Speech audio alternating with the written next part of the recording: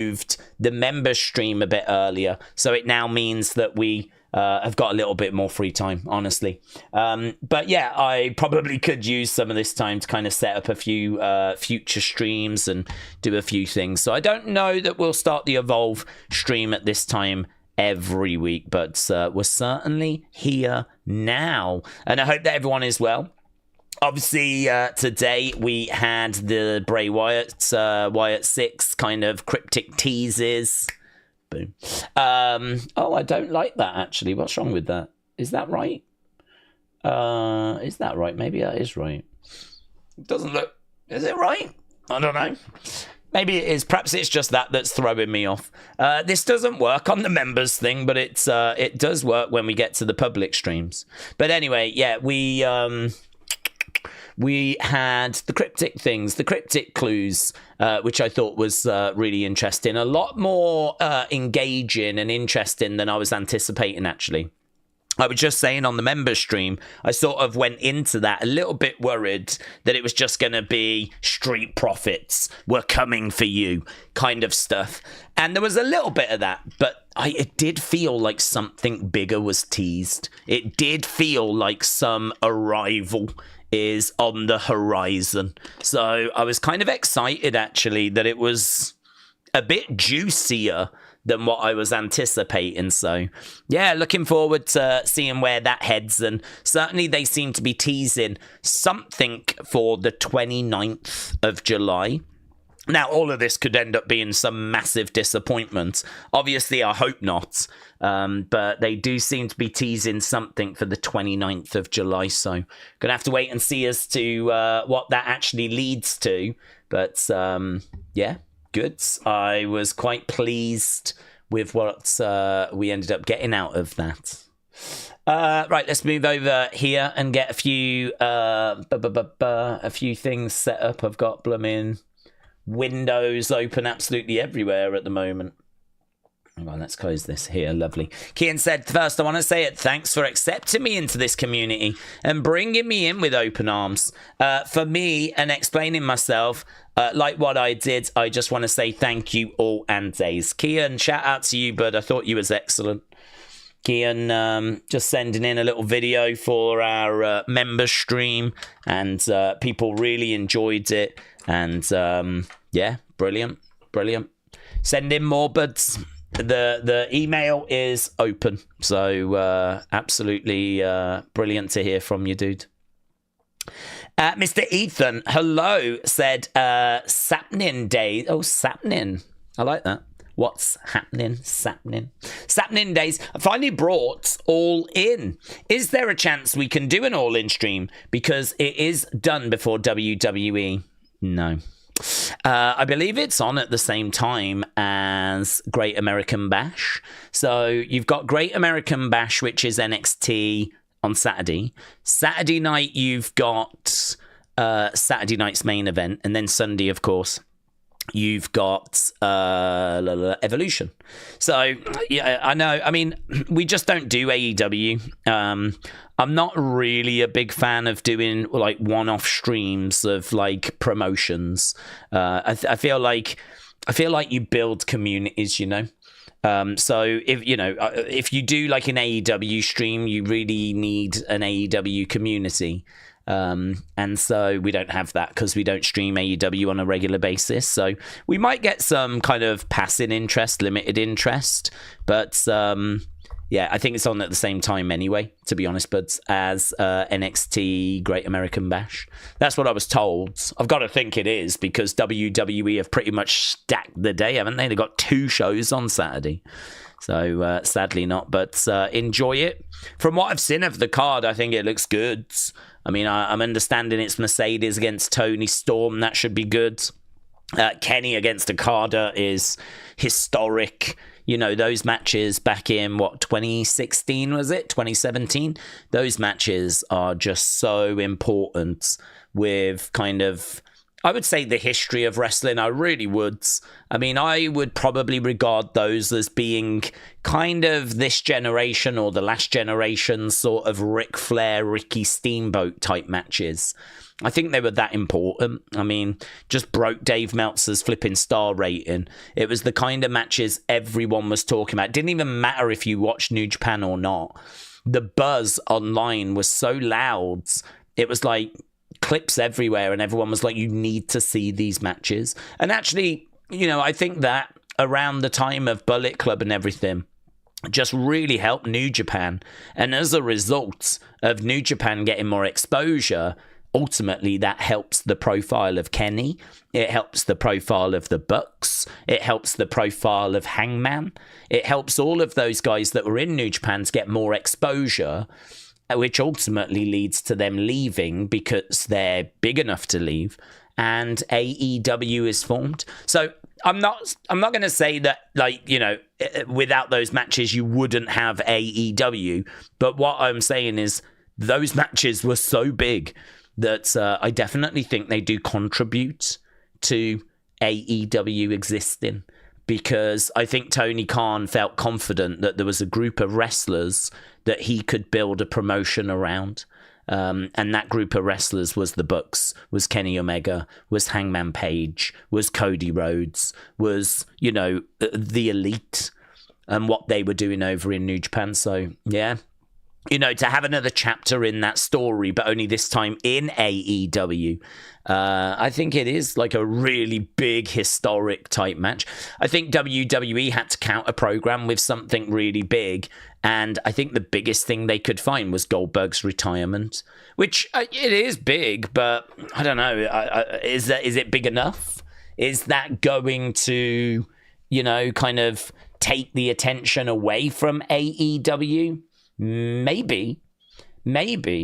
Goldberg, you know, going back to the Attitude Era, big star, and he is definitely someone that has got fans, and I know the social media aren't really keen on him, but you get past social media and just go into the wider wrestling fan base, and there's plenty of respect, plenty of nostalgia around Goldberg. So there's a real wrestling war going on this weekend. So, yeah, who's going to get the headlines? Sander said, is it wrong to be 42 and playing 2K24, making little stories and giggling? I'm asking for a friend. I don't think that's wrong. Who are you hurting, buds? Who are you hurting? You're hurting no one. So, no. I think, to be honest, like, with life, what I've found as I've got older is, you know, there's things in this world that you really have to prioritize, because we've all got only so much disposable income, right? It'd be lovely to be rich and just be able to buy whatever you want whenever you want. But certainly for me, you know, you only have so much kind of disposable income. So you kind of have to find ways of entertaining yourself and, you know, finding enjoyment, and really not spending much money doing it. So, you know, maybe you find passion in a video game that you can get a lot out of, you know, like 2K24, you can play again and again and again and again, and it's certainly going to be worth the money you spent on it, right? But the same with, like, maybe an album that you want to listen to. Perhaps you get some enjoyment from that and you can listen to that again and again, and it's worth the, you know, £20 you spend on it or whatever. So I think if you have, like, found enjoyment in a video game like 2K24 and you enjoy building stories, creating characters, all that sort of stuff, I think it's sensible, honestly. I think it's actually sensible to do something like that, rather than, like, worry about, is it something that should be frowned on. I think it's actually sensible, because it's a good way of staying in, enjoying yourself, not spending much money, and, you know, kind of prioritizing that you spend your money where it probably should be going, rather than going out with your mates and, you know, spending on beers that are going to be crazy expensive. Yeah, I went out to that Oasis gig, and oh my God, it was like £8 a pint. £8 for a pint. It was £4 something for a half. These aren't prices that, like, massively shocked me. It's kind of what I expected. But, you know, you get a round of drinks in, and it's like 40 something pounds. You know, you do that a couple of times, you're 80, nearly 100 quid. 100 quid on like 2 rounds of drinks pretty much. And, you know, like you need to get some food, of course, whilst you're there. I didn't buy any merch or anything, but, you know, they had Oasis shirts and all this sort of stuff. It's like you kind of mentally know that you're probably going to spend 150, 200 quids just going to a gig these days, which is just mental. It's absolutely mental. I think back to when I went to gigs in the early 2000s, and it was like £2 something for a pint. It was like £2 something for a pint, and a t-shirt was like 20 quids, and it's like you'd be, you know, you went out with something, you'd be really hard pushed to spend 80 quid. You'd be really hard pushed to, like, you know what I mean, spend something like that. Now it's like, Jesus, you're really hard pushed to not spend over 200, so it's just crazy, isn't it, how things changed and how things get more expensive. So no, Sander, I think you've got the cheat code, bud. Mason said, do we see either John or Randy turn in at SummerSlam? Well, I think John's going to have to turn at some point before the end of the year, unless he turns in that final match. But there's just no way that John wrestles as a heel, stands in the ring, and leaves as a heel. There's no way he leaves with that championship berating the crowd as he goes. There's just no way.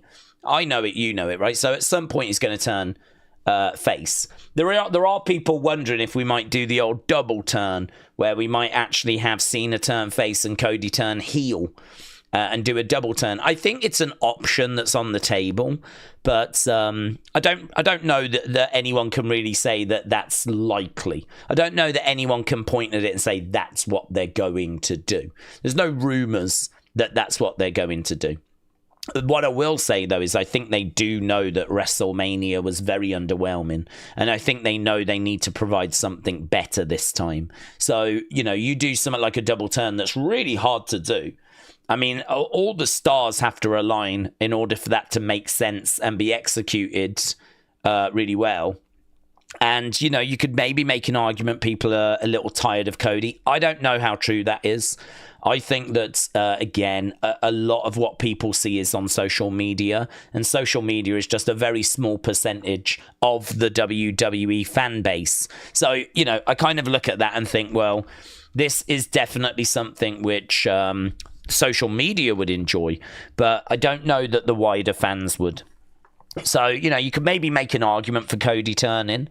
I think there's clearly an argument for John turning back, but I don't know. I lean to lightly unlikely, and I'm probably thinking it's unlikely that John turns face.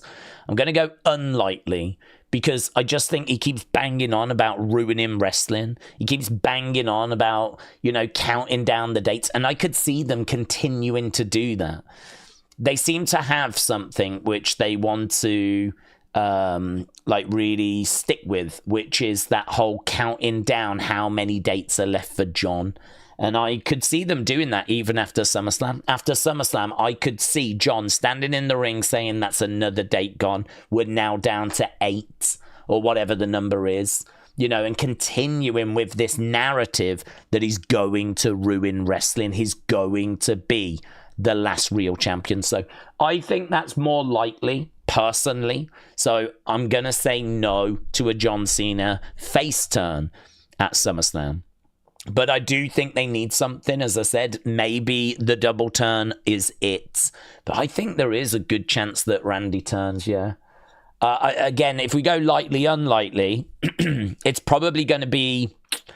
that one's hard. I might even go lightly on that one. Because I think that we need something for Cody. We need to keep Cody occupied if he's not going to be around John following SummerSlam. And so he needs another feud. And honestly, getting into a feud with Randy would probably make a lot of sense. Randy being a heel after everything he's been through. All the frustrations of losing at King of the Ring and losing the title match and having R-Truth interrupt him. Yeah, I could definitely see that. I could definitely see that. I think it's like flipping 50-50 though. 51-49. I mean, I don't think there's anything in it, but if I have to choose between the two, I'd say Randy turning feels a little bit more for me. Yeah. Kian said, I'm glad you all heard my Stitch impression. Yeah, I didn't realise you'd put it into that. I did have it as that separate video, didn't I? But I kind of thought, well, you did it in that one, so I didn't know that. I didn't really feel like we needed to play the other one. But very good. I have no idea if it was good, but I'm going to say it was good. Right. Dormouse said, smash that like, crush that subscribe. Let's put that join button to sleep.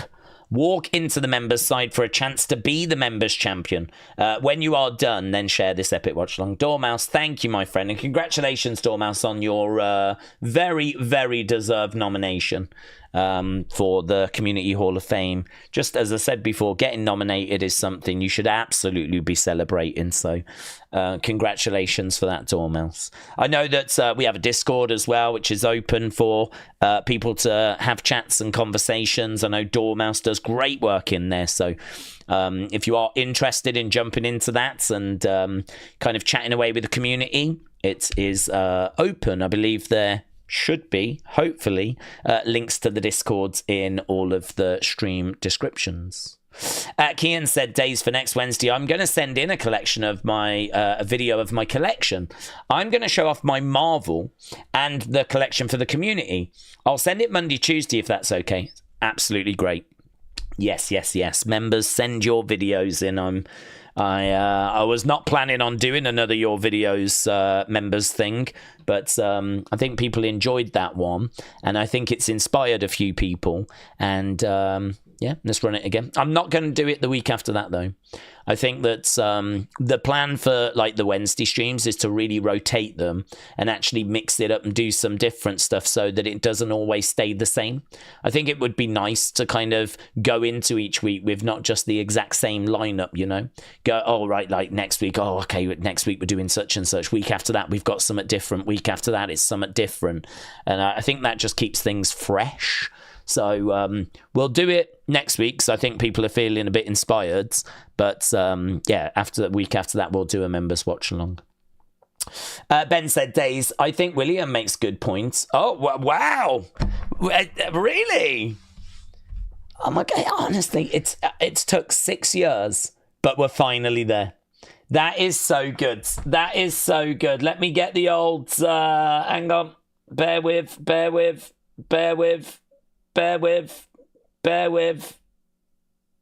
Yeah! Go on, William. Brilliant. Yes. This is coming from Ben as well. So, you know, this is not even William blowing his own trumpet. This is actually someone else blowing. What is that, frozen? Okay, there we go. It did momentarily freeze. But there we go. So William has made a good point. Oh my God. 6 years? We're finally there. Do you know what? People doubted me. They were like, I don't know why you keep him around. I'm like, no, he will make a good point eventually. He will. I just believed in him. I really did. I think William makes a good point in asking members, okay, to vote if they're interested in watching for AEW. But we don't do AEW. But I get AEW is not an interest at all. Hang on. I should have read this before I... Take the confetti back. Oh, God. Take it back. Jesus Christ. We don't do AEW, guys. We don't do AEW. There's no confusion around whether we do AEW or don't do AEW. We don't do AEW. We can ask the members. But we don't do AEW. So, and plus also, like, it's on this weekend at the same time. It's all on at the same time. Isn't it on the same time as Evolve as well on a Wednesday? I mean, we don't even really have the space. We'd have to drop Evolve or try and watch them at the same time, and I ain't doing that. Because I went through trying to watch NXT and AEW at the same time, and it sucked. It was, oh, God, it sucked. It was one of those where I had NXT on that screen, I had AEW on that screen, and you're watching one, and then you're looking in the chat, and people are telling you about something that's happening in the other. You got people having conversations about something else that's going on, and it was like, oh, God, it sucked. I flipping hated it. So I much enjoyed just watching the one show, honestly. So in regards to AEW, it's just, guys, let it go. Let it go. We haven't watched it since not even January. We haven't watched it since December 2023. 2023? That was like 2 years ago. Yeah? When I was 19. Let it go. God, William, I really thought you'd had a good one there. It's all right. It's still coming. I still believe in him. It's still coming. It's still coming. It's still coming. James said, great performance and result for the Lionesses. Yes, the women did good. Very good result. We'll have to see how they do against Wales. Hopefully they don't fluff it up. But yeah, I don't know. France won as well, which is a shame, isn't it? I was kind of hoping they would slip up, but... Nick said, I've taken some very strong painkillers and I will probably doze off. I've pulled 3 muscles and I'm in excruciating pain. Really? Dude, how did you pull 3 muscles? What did you do? Nick, how did you do that? How did you pull 3 muscles? Is it in your neck or in your leg? Or how do you pull 3 muscles? Nick, I need more details on that, but I'm sorry to hear you're in excruciating pain. I've watched both, but I'm a different breed, says James. That is true, actually. A lot of people do say that. A lot of people say that. Octavia said, Daze, Carrie and little Daisy are doing great. Brilliant. There's just a month to go. And my granddaughter will be here. I am so excited, said Lisa. Lisa, I'm also excited. It's flown by, hasn't it? Absolutely flown by. So yeah, really looking forward to hearing that everything has gone well, that little Daisy has arrived, and yeah, very good. Keep us updated, Lisa. Keep us updated. Right. Don't take that in a dirty way, said Nita Nitro. What's this? What do you mean, Nita Nitro? What did you say? I'll join you in that, James. We can take turns. Come on. Oh, come on, Nita Nitro. You can't put that in the chat and expect us not to take it the way it was so clearly intended. I will join you in that, James, and we can take turns. Wow. Wow. Who is the lucky lady / gentleman? What is going on? Oh my God, this is such a great community where we've got orgies that are going on now. And that is so great for us. That is so great for us. I do feel like we've got, we talk about having a community and we've got, people over here that are getting excited about babies being born. And over here, we've got people celebrating because Williams had a good idea. And then over here, you've got James and Nita Nitro getting down and dirty. And it's like, it's so good that it's so varied. So it's such a wide-ranging community with so many different things going on at the same time. It's like a little town, isn't it? Love that for us. Love that for you as well. So, yeah, honestly, do you know what, James, Nita? Take a turn for me as well, yeah? Take a turn for me. Have a little bash for me as well, yeah? Do one for me, yeah?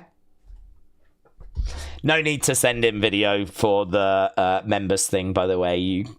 Some things can stay behind closed doors. Bishop Straight said, Daze, I've got a question. Yeah, I think we all do, Bishop. I think we all do. Is this for Nita and for James? I've got a question. What do we think led to the end of kayfabe? Oh, okay, wrestling. Do you think it's social media or something like that? No, I don't think it was social media, actually, because I think kayfabe is starting to slip by the end of the 90s. Actually, in the 90s, I think you have... It's a really good question. I always look back at the Montreal Screwjob, and I always look back at the fact that they allowed a documentary company to like really film behind the scenes. I mean, if you think, I don't know if you've ever seen Beyond the Mat, but and Wrestling with Shadows, those documentaries, I believe both of those are like late 90s, and they show kind of behind the scenes. You actually see Droz coming in for a meeting with Vince, and you've got Vince in a boardroom going, he's gonna puke, he's gonna puke, and you've got this guy trying to make himself sick in a bucket, right, in a bin, and they're talking about how they can use that on TV. So you look at things like that, and also there was like shoot interviews that were being done and posted onto the internet in the early stages of the internet, right?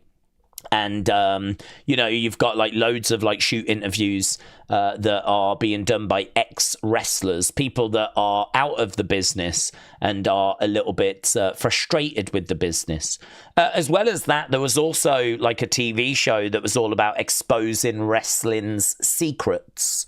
And, they did it with a magician, like the mystery magician that would expose magic. But there was one as well around, I want to say late 90s again, that was exposing wrestling's secrets. So I think the reason why I would struggle to say kayfabe is destroyed by social media, I think social media is the final nail in the coffin, yeah? But I think that there are other nails that have gone into the death of kayfabe before we even get to social media. I mean, you've got things like Wrestling Observer, which are reporting things that are happening in wrestling, like going all the way back to the 80s. So you've got like the Wrestling Observer, you've got other wrestling outlets and magazines that are talking about what's going on behind the scenes. Such and such is expected to join soon. Keep an eye out for them in WWE. Mark Calloway is going to come into WWE. Rumors are it's going to be a new gimmick that they've got for him. Lo and behold, there he is as the Undertaker. Do you know what I mean? Like, and that's all kind of stuff that's in the Observer. So I sort of feel like the history of kayfabe would be such an interesting book for someone to write. I really think that you could do an amazing... I mean, it would be a nightmare, an absolute nightmare to research, because actually kayfabe has been destroyed throughout its history, really. Throughout its history, kayfabe has been destroyed. My understanding is that back in the 1800s, you had strongmen that wanted to wrestle the crowd to kind of pin them down and see if anyone could beat them. So, it was kind of like a bit of a money-making thing. You had real amateur wrestling matches, of course, but, the carnivals wanted to put on shows. And one of the things they would do is they would go up against people in the crowds, and maybe sometimes those people or someone in the crowd might get the better of the strongman. That person might actually be planted, might be fake, might be someone that works for the carnival. And, to show you that it's possible. And then, of course, you get others trying and you take their money as they try and they can't do it, right? So that, I think, was an early kind of element of kayfabe, yeah? And then, of course, they start to put on shows about putting these two great guys, great wrestlers against each other. And, obviously it's all scripted. They know how it's all going to go. And then, of course, it kind of comes out of carnivals, goes into boxing rings, becomes its own sort of events. And, it kind of evolves over time.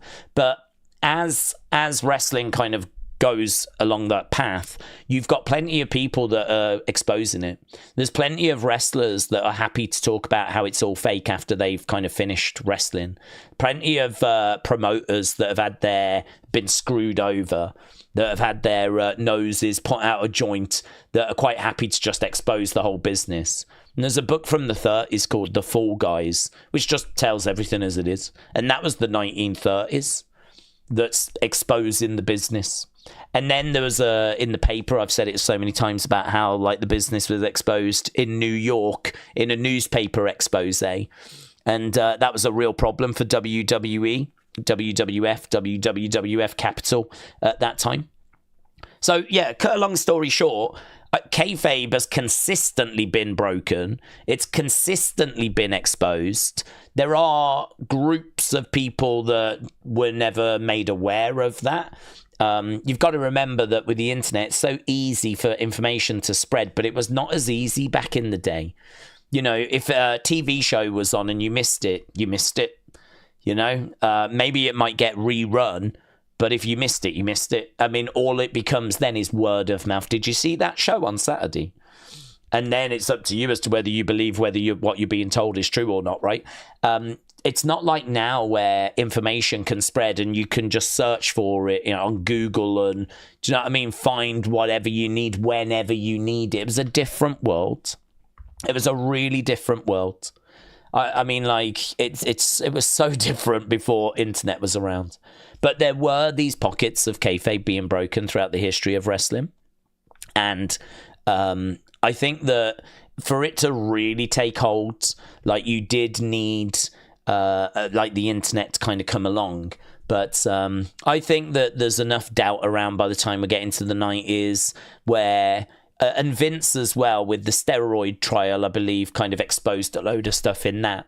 And I think there's a lot of like commissions that wanted money. And I think that Vince also made comments about how it was all predetermined, so he didn't have to pay those commissions. And all of that stuff came out in the 90s as well. And that stuff's kind of widely reported. So, yeah, social media, definitely the final nail in... Probably a big nail as well in not allowing us to kind of go back. You know, if it wasn't for the internet and social media, maybe we could find a way of getting back to kayfabe. But with the internet and social media, there's just no way, is there? There's just no way. There's no way that we can put that genie back in the bottle now. So, yeah, no, it's a great question, that. And it really distracted from Nita Nitro and James's orgy. So I do appreciate that because it allowed us to move on to something a lot more wholesome. But yeah, I think someone could do a really interesting book on the history of kayfabe because there's going to be so many examples that I am not aware of. You know, I've said that story before about how there's promoters that if you lost a bar fight and you was a wrestler, they would your job would be at risk.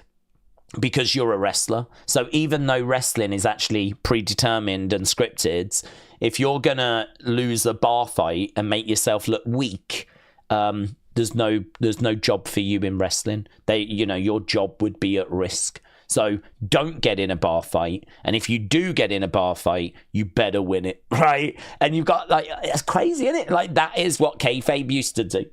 There's the Kamala story as well, where Kamala was... kept winning and kept coming home. Like, he won this battle royal and the winner got £10,000, $10,000. His wife was like really excited about the fact he had won, and when he got home she wanted to know where the money was. And of course there was no money. It wasn't really for $10,000. The winner really didn't get that money, but he never told her the truth. He kept her and thinking that what he was doing was real, so that she didn't speak and tell people. But she was like so angry and thought he'd spent it or had lost it or gambled it or something. And you've got that story. There's the story of Iron Sheik and Sergeant Slaughter getting pulled over. They were like in a feud at that time in the 80s, and they were riding together and the police pulled them over. And they were so worried, not about getting arrested, couldn't give a flip about that, but that the reports would come out that they were spotted together because they were like heated rivals. They're meant to hate each other's guts, and yet they're riding together and have now been pulled over by the police. And, oh God, there's so many good kayfabe stories. So much good stuff. Really, honestly, such a rich well of kind of information there that you can dig into. Someone could make an amazing book on that. The history of kayfabe, how it started, how it got broken, how often it was broken, some of the funny kayfabe stories. Be absolutely brilliant, that. Absolutely brilliant. So yeah, I think it would be a mistake to believe that everyone thought wrestling was real until the 2000s, when the internet came along and blew the whole thing open. I would think that would be a mistake. It's a lot more complicated than that. And there's a lot more examples of where kayfabe has been exposed in the history than when we get to the internet. But I think the internet is the final nail in the coffin. William said, Daze, you are so spot on with the drip. You cannot get in fights because your body is a registered weapon if you are in any pro combat sports, says William. William, shout out to you, buds. Aaron said it's Evolve goods. I've never watched it. Hello, Aaron. Hope you're doing well, my friends. I think Evolve is a lot of fun. It depends what you're looking for from WWE and wrestling, right? I mean, I obviously people want the banging matches, yeah. People want the 5-star classics. You're probably not getting that from Evolve. What Evolve is it's showing you the stars that are working towards getting to NXT. But this is good talent as well. I mean, I think Swipe Right are a really good tag team. And, you know, I think that they've had some good tag matches. I think they're going to make an impression on NXT. They already are, actually, because they're kind of backup for Ethan Page. But they are pretty big players when it comes to Evolve. As well as that, you've got people like Kylie Armstrong. A word on the street is they say big things for her. They really do believe in her. I heard, actually, they already view her as a potential WrestleMania main eventer, which, you know, she's got a good size. She's a confident talker. You know, I suppose for where she is in the system, they're, you know, benchmarking her against where others were at this point, and they can see that she is ahead of the curve. So, you know, you'll watch her and you'll watch her matches, and they won't blow your mind in the sense of, oh my God, this is so compelling. I feel like I'm watching a young Luthez. It's not that. But it's more, this is a girl that's not even on NXT yet. This is a girl that hasn't even started that part of her career yet. She's still out here confidently talking, getting stuck into matches. She's got more than just a couple of moves to her name. She can do some decent selling. And, you know, she's got a long, long way to go, but yeah, there's definitely something there. And then you've got like Sean Legacy as well, who people have been really impressed with. He's already made a bit of a splash on NXT. And Timothy Thatcher's around. You've got Wendy, Choo. They are using some NXT talent as well. And of course, tonight, we've actually got Natalya. So Natalya is going to be on this show. She's going to be taking on Kylie Armstrong. And actually, if there's going to be a match where Kylie's going to really show just what level she's at right now, it's going to be when she takes on Natalya. Because Natalya is going to bump for her, going to work for her. And, you know, she's going to bring out the best. She's going to be able to bring out the best. She'll put her through her paces, and she'll be able to bring out the best of whatever Kylie Armstrong has got. I actually think watching this match tonight might be one of the best Evolve matches because, you know, Natalya, an absolute legend, guaranteed Hall of Famer, taking on such a promising up-and-comer, such a promising rising star. I think that's a very, very engaging and interesting matchup. So Evolve really does feel special tonight. It really does feel special. Kylie Armstrong against Natalya, against Natty. And I'm really hoping that it is Natty. I'm really hoping that it is that darker version of Natalya, the one that we saw at Bloodsport. I don't think anyone really wants Natalya coming out in kind of the pink and smiling and all that sort of stuff. Like, not when we've seen a badass, someone that's still thirsty and hungry for more, just like Nita Nitro and James, you know, thirsty. And I think that she could definitely come in and put on a banging match with Kylie, but also maybe show us a side of her that we've not seen in WWE before. So I'm quite excited for all of that, genuinely. So I like it. I think there's purpose to it. I think there's definitely things that you can get out of it. Whether people would want to watch it over watching AEW Dynamite, I mean, I have no idea. It's obviously not a choice for me because I, as we said earlier, don't watch AEW anymore. And so for me, it's nice to have like a show like this that is a brand in its own right. You know, we see backstage segments. We've got divisions. We've got feuds. There are stories.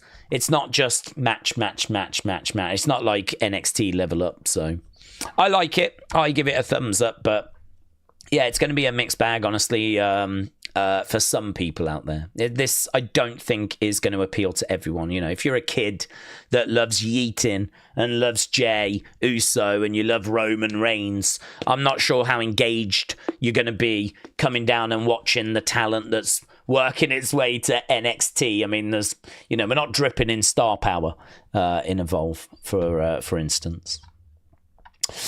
Daze, facts. I knew Kylie Armstrong was the undisputed future, and WWE sees it too, says Hannah. She's a great talent. I mean, she stood out, didn't she, to a lot of us when we first saw her. I think her confidence gets you a long way in life.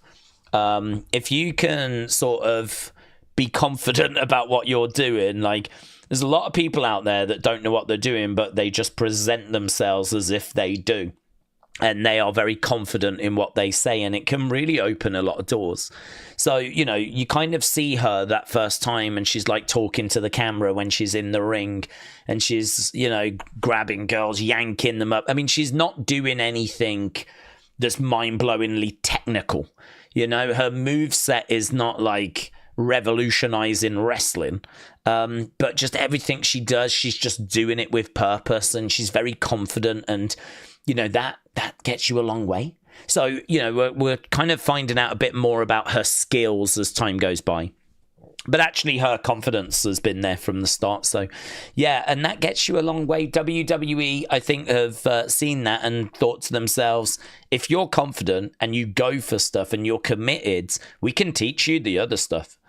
Actually, teaching someone to be confident is the hardest thing, because there's lots of anxiety in the world. There's lots of self-doubt in the world. There's lots of hesitation in the world. And if you are someone like that and you can find a way, any way, to kind of reduce that, you probably won't remove it completely, but if you can reduce it, if you can take it from 80% to 70%, you know, if you can just get it down and be a little bit more, I'm going to go for it, a little less hesitant, I think it'll serve you well, because it is that kind of thing that really can hold people back. You know, I actually read something really interesting from Natalya on this earlier, which is why it's kind of in my mind at the moment. I don't know if it actually made it into Unseen. I think I was sent it earlier today about Natalya. I'm going to scroll down and see if I can find it. But it was Natalya talking about how she's been inspired about reading that Charlotte Flair thing, and how she's been inspired about hearing Randy Orton say a few words. Here it is. Let me see if I can bring this up on screen. Boom. Boom. There we go. So this was from Edwards. And here, this is Natalya saying that we need to have conversations around mental health. She was saying, in a deeply personal and candid discussion on a recent episode of Busted Open After Dark, WWE veteran Natty Neidhart praised her peers in Randy and Charlotte for their recent openness about their own personal struggles, which led her to open up about her own journey. She said she was captivated by Randy's interview, where he discussed his anxiety. She said, you look at Randy Orton, he's just physically imposing. He looks like a Greek god. And then you hear him talk about depression. It's like it hit me with a ton of bricks. We need to have those conversations. She felt similar about Charlotte's vulnerable essay, the one that dropped yesterday, noting how hard it is to deal with fan reactions when you're already struggling. The conversation led Natty to discuss her own career anxieties, which she referred to as a black cloud of fear, of getting backstage heat. She confessed that Jim the Anvil Neidhart had a volatile career in WWE, And it made her determined to be the opposite. She said she had a goal that when she finally got hired, she was going to be the complete opposite to her dad. Whatever Vince wanted her to do, she would do it. If they wanted her to lose in 3 seconds, she would do it. If they wanted her to pass gas, she would do it. Natty feels the environment in WWE has changed, allowing for more honesty. And after getting positive feedback from Triple H following her recent Bloodsport match, she realised that you don't have to be afraid anymore. She believes the fear of getting heat is stopping so many people from doing more, and used a powerful example to make her point. She said if Stone Cold was afraid of getting heat, of upsetting people, of being worried about going for things, you know, maybe we never would have seen Stone Cold Steve Austin. And it's true, isn't it? It was a really interesting point that from Natalya. Really interesting point. That fear of failure, that fear of trying something and not succeeding and then maybe even getting into trouble for it, the fear of that prevents so many people from doing so many things that if there can be any movement on that, then I think that's obviously a positive. So really interesting that. I thought that was a really, really good tweet that was sent through.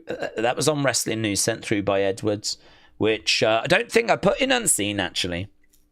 Maybe I should have. I don't know. But, well, we featured it here, haven't we? So, very good. Very good. Love Natty, says James. Carla said, my boys are 25 and 23. Bless their wild spirit. Black Onyx said, Daze, you said in an earlier video that the Coded Wyatt 6 skit about someone knocking on the door, could it be a reference for Charlotte turning into a Dark Queen, which would place Alexa closer, said Black Onyx. Black Onyx, shout out to you, but I think I'm really torn with, I mean, like, just touching on the Wyatt 6, right?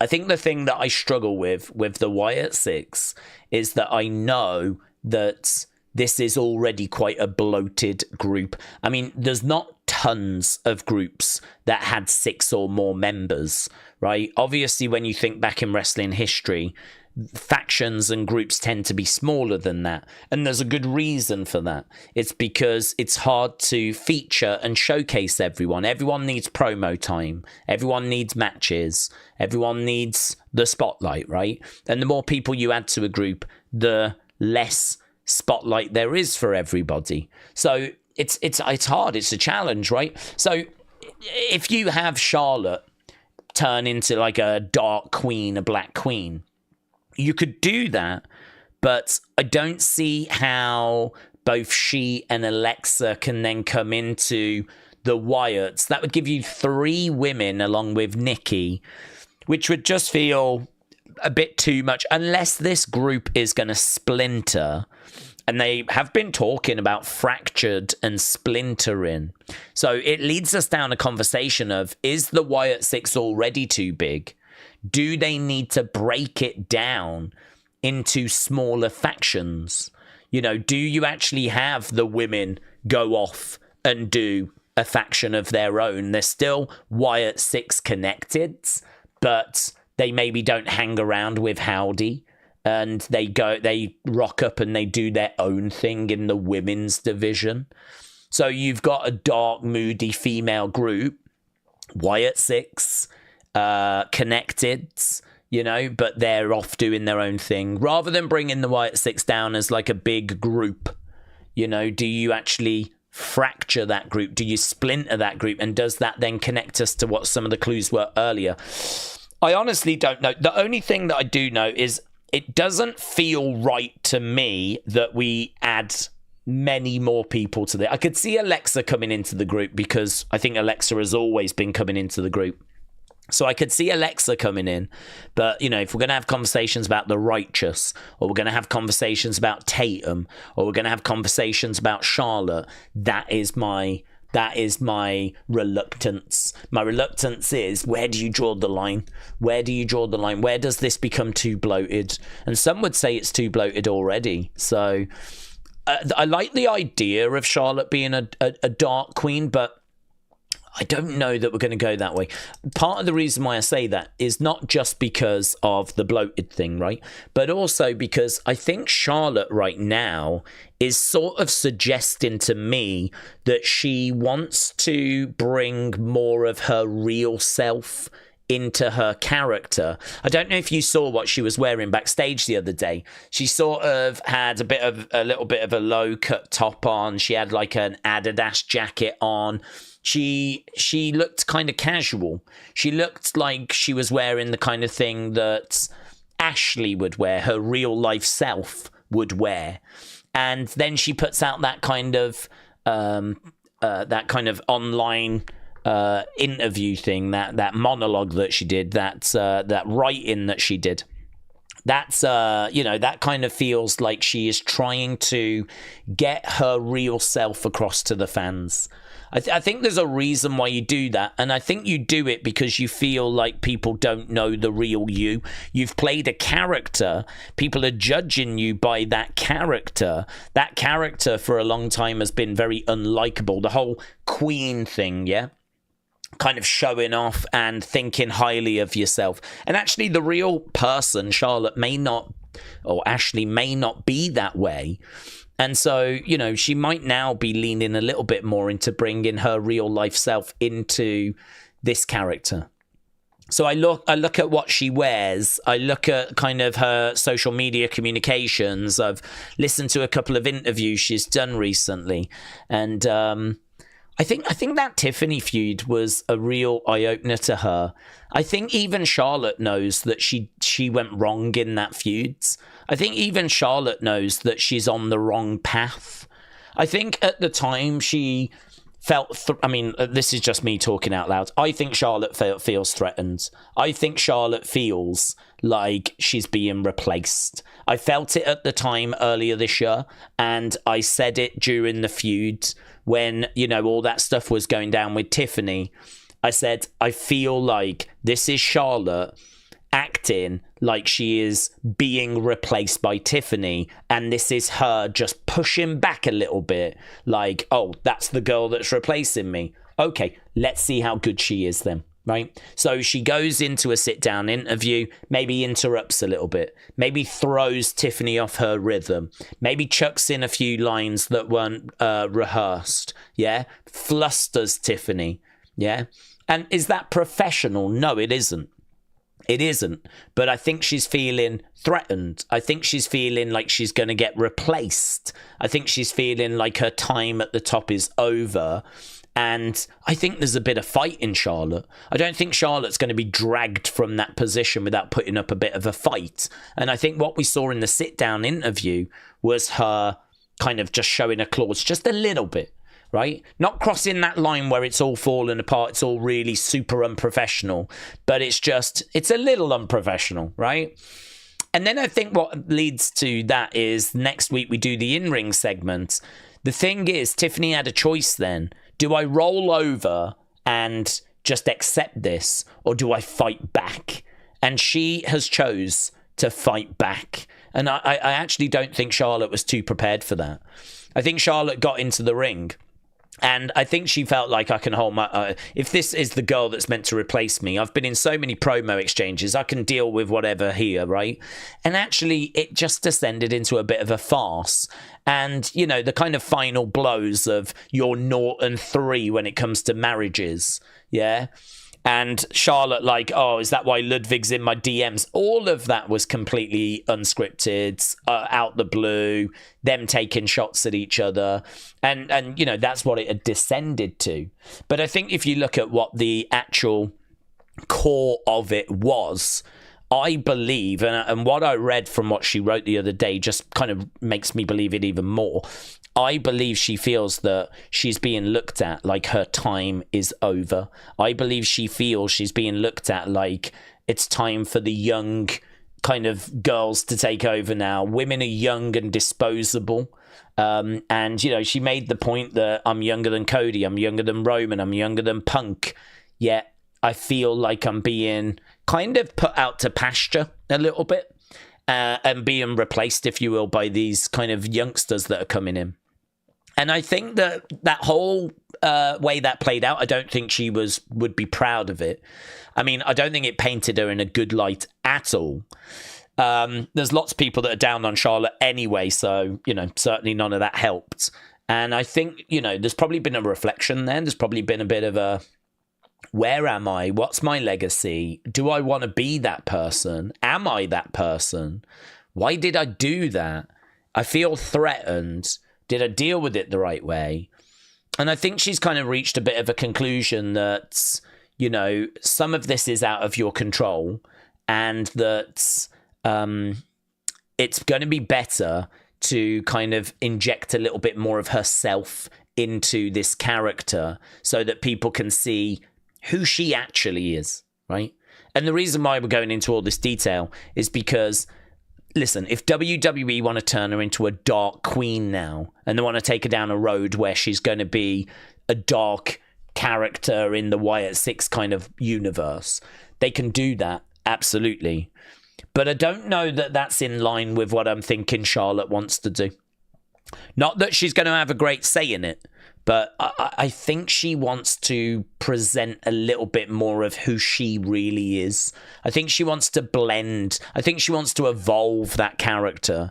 I think she wants to mix Charlotte with Ashley. And I think it's something that she might feel like she needs to do, because the path she was on was the one that obviously was maybe not the most professional when it came to her feud with Tiffany. So, yeah, I mean, look, could they do it? They absolutely could. They can do what they want. I think if you ask Charlotte, she probably wouldn't want to go that way. I think she'd probably want to go in a different direction. I think she probably is going to have to be a team player, though. It's not going to serve her anything good to kind of, you know, cause trouble when there's so many great women's options around. What the future looks like for Charlotte, I really don't know. Bona fide Hall of Famer, absolutely place in the history of women's wrestling, guaranteed. But I don't know. I mean, if you look at the next 5-10 years, it probably doesn't look brilliant, does it, for Charlotte? I mean, 10 years, probably not. I mean, I think she's 39. In 10 years, she'd be 49. I mean, I don't even think she'll be competing. 5 years, she definitely could be. But when you've got Julia and Stephanie and Io and Tiffany and Kalani and Jordan Grace and all these girls that are coming through, it is a fight. That is a side of this industry we don't really talk about too much, like scrapping and fighting to try and keep your place on the card. There, you know, that happens. You know, you don't want to be in the next round of cuts. Like, you want to make sure that you are, you know, your place is obviously as secure as possible. And there was a lot that I think went down in that feud with Tiffany. So a lot there to kind of break apart. But yeah, if they want to do Black Queen, they can do it. I don't feel like it's going that way. I don't think Charlotte wants that. And I'd just be a little bit reluctant around adding more and more people into like the Wyatt Six as well. That's why I don't really think it's going to go that way. But if WWE want that, they absolutely could deliver that. Evening Daze, says Brian. I thought I would say this concerning Charlotte. I'm down for digging into Ashley more, especially after that article, says Brian. I think if you read that article, it was really... You should read it. It honestly, I mean, I still have not read it from start to finish, but there's bits that stick with me. There's a bit like where she's like, it's 27 years ago and I'm sat in my bedroom with my brother Reed. We should be asleep. He's 10, I'm 12, and we should be asleep, but we're just staying up watching my tiny little silver TV that I've got in my room, and we're just watching all our favourite shows, Dawson's Creek, and, you know, she talks about the shows that her and her brother loved watching. She's like, we don't know it now, but our lives are going to go on this crazy, incredible journey. I'm going to go on to, go for a volleyball scholarship. It's not going to work out. But it is going to lead me to wrestling. And I'm going to do that because of Reed, because that's what Reed wants to do with his life. And he needs me as support. And so I'm going to go into wrestling. Reed is going to die. And you kind of read this and it's like, oh my God. Do you know what I mean? Like, it's so real. It's so impactful. It's so her looking back on her life and revisiting certain points and allowing you into those places where you can picture a young girl, a young kid's brother, sister staying up watching TV. And for her to look back on that and say, if I could just have that night again, I would, give the world for it. I wish that night would never end. Just her and her younger brother. Just, spending all night watching their favourite shows. And, for her to now know what's going to happen after that and for Reed to pass away. And it's really impactful in places. It really does hit. And it's so well written. I think everyone that's read it has just been full of, like, praise for its, its harsh reality. She just kind of puts it all out there, really. Do you know, I looked at it as well, and I was like, this would be such an incredible book. She could have put that in a book, and it would be incredible. It's so well written. It's so, you want to just keep reading it because it's, she shares a story as to where she's running, and she wanted to be cool. She wanted to fit in. She knew she was faster than the kids there, but she was running at school and she just slowed herself down a little bit so she could stay in the pack and not just, show everyone up, whatever, and blitz. And all of a sudden she hears a voice saying, move, you're quicker than this, run quicker. And she looks over and it's her dad, Ric Flair, who is running alongside the track telling her to get a move on. You're better than this, you're quicker than this. And it sort of forced her to get going a little bit quicker. And she's like, that is my dad. He is unflinchingly in your face, over the top, constantly, like, he only knows one way of existing. Like, he is just always present. And, like, sometimes you just don't want that. Like, sometimes you do just want to be left to your own devices. Sometimes you don't need it. Sometimes you don't want it. Sometimes it can be the most infuriating thing in the world. But he never, ever left me. He never, ever doubted me. And his belief in me is what got me to kind of where I am. And you kind of like, God, yeah, I could totally understand that. I totally understand. Imagine that. I mean, like, a lot of people's dads would just sit in the stands and just watch and have a word with, how was that, when they get back, or in the car journey home. I mean, that's what most dads would probably do. That's not Ric Flair. Ric Flair is running alongside the track, screaming at his daughter to get a move on because he knows she can go quicker, and he's trying to make her go quicker, even though she's, like, purposefully slowing down so she can fit in with the group and all the...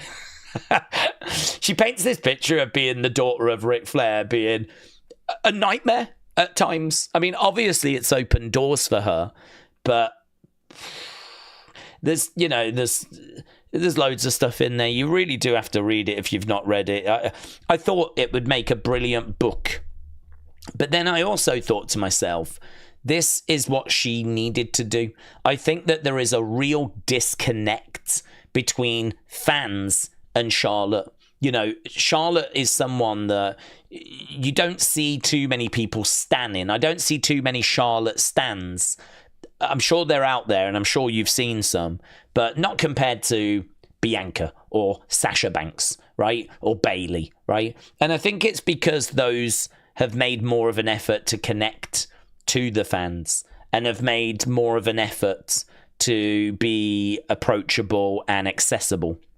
Whereas Charlotte, there has always been like a bit more of a divide. There's been a bit more of a wall between them, And I don't know if that's on purpose or if that's just part of her personality.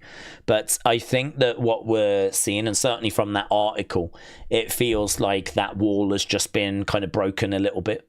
And there's like a big gaping hole in there where you can actually see her and you can see what she's been through, and she's shared some memories from her life. So this is not a Charlotte Flair love-in. I mean, I was not going to speak about Charlotte, but I think she is a very important figure in the history of women's wrestling in WWE. You can make an argument that she is right up there when it comes to the biggest names to ever have competed in women's wrestling. I mean, I've always felt with Charlotte that she has always delivered when needed. I think if you look at like her WrestleMania matches, they're such a high quality. You look at her match against Asuka, or you look at her matches against Rhea Ripley, you know, and they're such high quality. You look at her match, I think she brought the best out in Ronda. Whenever it was like Charlotte against Ronda, I always felt like, certainly if it was more a street fight or something that was maybe not so pro wrestling, I always thought she brought out the best in Ronda. I do find it to be a bit unfair to Charlotte, the kind of criticism that she gets. I understand it. I get that for a lot of people she's not very likable. I get that for a lot of people she's over pushed. I get that for a lot of people she won too many championships, and I can honestly agree with a chunk of that. But I think there's a balance as well, which is the Flair name might have got her into WWE, but it ain't Ric Flair that's having the matches that I'm watching, you know? And the matches that I've seen from Charlotte have been a very high quality on a very consistent basis. I think she genuinely is one of the best, most athletic, naturally gifted kind of in-ring women's performers that we've ever seen in WWE. So I'm happy to give her flowers. I really have never felt down on Charlotte the same way many others have. And I think it would be lovely if we could find a way of getting her a little bit more accepted, you know? If we could maybe soften some of these sharp edges, because that's what it feels like to me. It feels like there's a lot of sharp edges around. It feels like there's a lot of anger, hate, and bile that people have for Charlotte. And maybe that's just driven Charlotte away a little bit more. And maybe these can be a few steps towards just softening some of that a little bit, you know? It'll never totally go away. But, yeah, it was a really powerful piece. I would recommend people read it, but I know some will say that it's just a fluff piece. It's just a way of kind of getting people to like her, you know? She's only doing it as a way of, like, you know, propaganda. I can understand that, but I don't know. Some of the stuff she shared is obviously really real.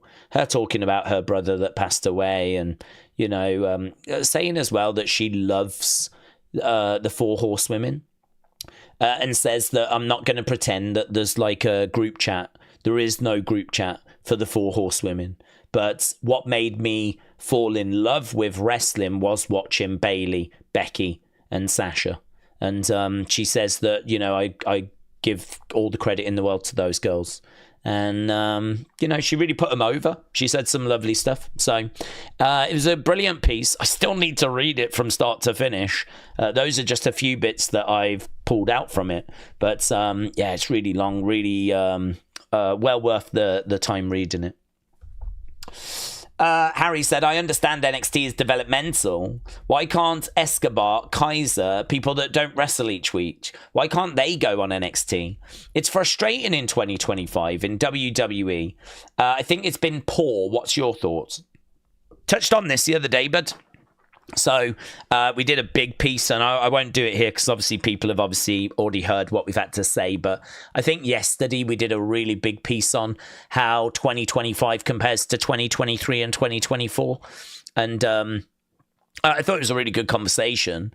I think it was quite a wide-ranging conversation, and we kind of, boxed off a lot of stuff. I think that this year, headlines, we don't have Bloodline. I think Bloodline did a lot of heavy lifting. I think the John Cena story is meant to be the story that carries this year.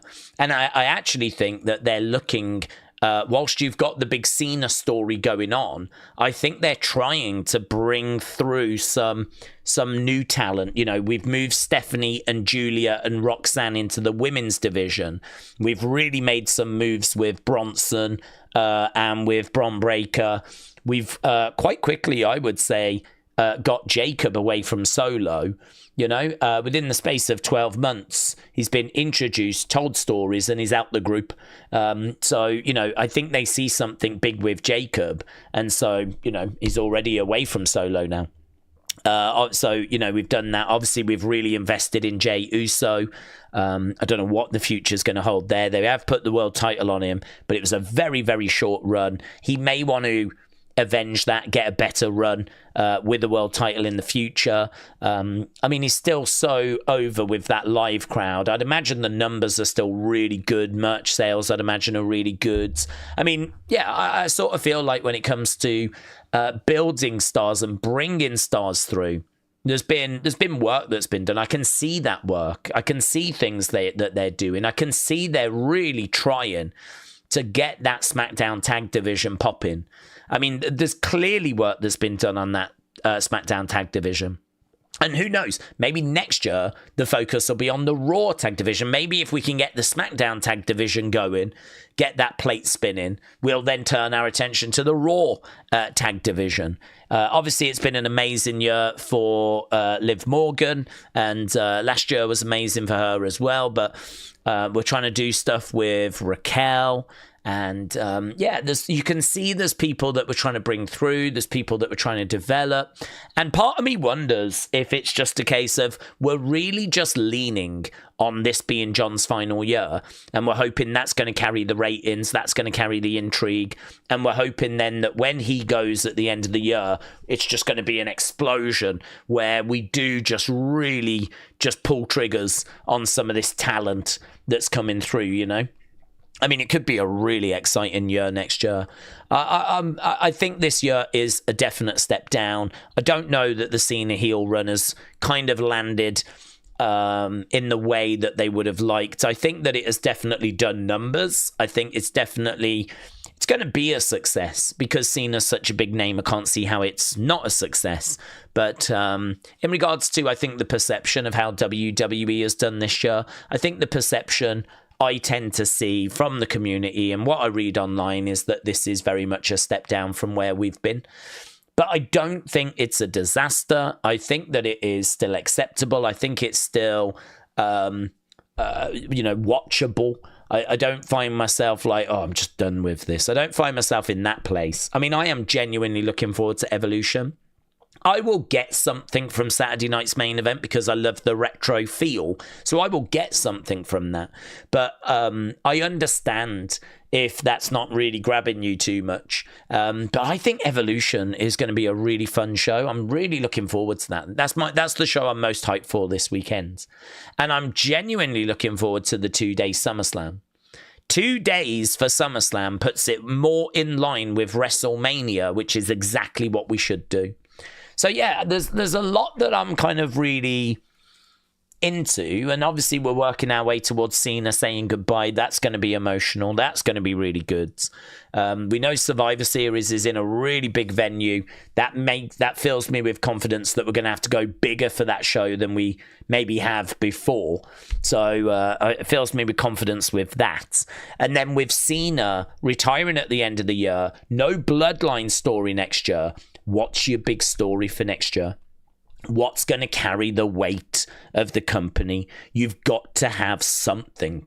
There's going to be something. And I would think that Triple H would have an idea, even if it's just a rough idea, as to what that is right now. What is your 2026 if you have no Bloodline? You have no John Cena. You have Roman working his reduced schedule. What are you doing in 2026 that's going to really grab attention? There must be something. So I'm actually in agreement that this is a step down from where we've been, but I probably disagree that we're in any kind of like horrific, like, you know, tailspin and it's all going to end and all this stuff. You know, I do think people get carried away with those kinds of things. I think there's still plenty to be optimistic about. So yeah, I get it. I understand that we're not where we were, but I'm optimistic we're putting pieces in place for next year.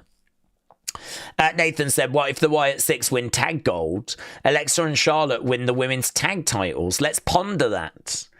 Yeah, that could happen, honestly. That could happen.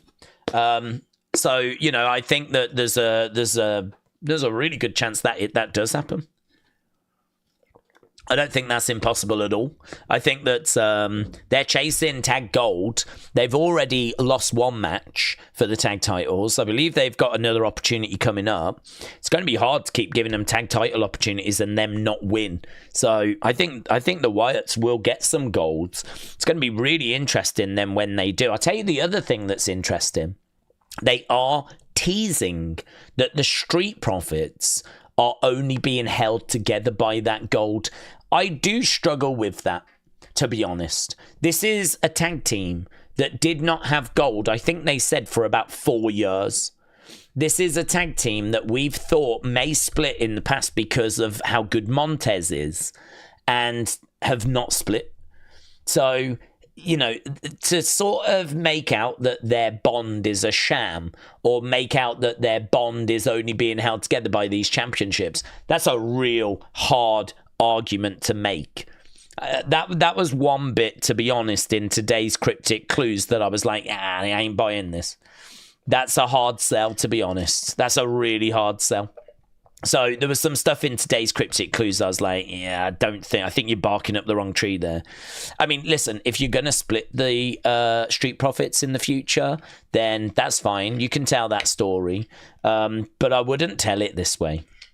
I wouldn't try and make out like this bond between them is actually not that strong, because they've already proved that it is. The Street Profits had 4 years without championship gold. They also went through a period where loads of people were saying that Montez should break away from Angelo Dawkins, and he didn't. And so for me, like, that bond has already been tested. But if we're going to split the Street Profits now, that's fine. Maybe that's where this story is leading. So when it comes to that side, I definitely think there's some truth that the Wyatts could get the tag titles. When it comes to Alexa and Charlotte, yeah, I agree. I think they could as well. I don't think it really makes much sense to spend all this time trying to bring this team together and have them so clearly not friends. I mean, even Alexa said, look, I know we're not friends, but I just think we're going to be better together. I don't know that it's going to be much of a betrayal if you now turn Charlotte on Alexa. You know, if you do any sort of turn now, it's not really going to hit that hard. It's going to be like, well, yeah, of course. She didn't really like her anyway. I sort of feel like if you want any sort of betrayal to land, to hit, to work, you've got to really convince me that these two are close, that they've actually found and formed a friendship, and that's obviously going to take time.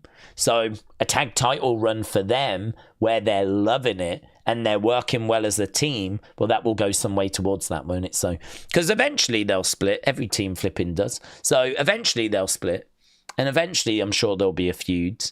And who knows? Maybe that'll be WrestleMania. I mean, maybe this is a long term plan for these girls.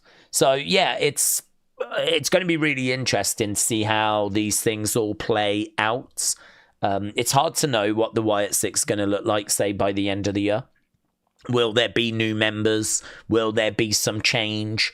Will someone have gone even? I mean, I don't think so. I don't think anyone will have gone. Maybe Alexa could have joined by that point.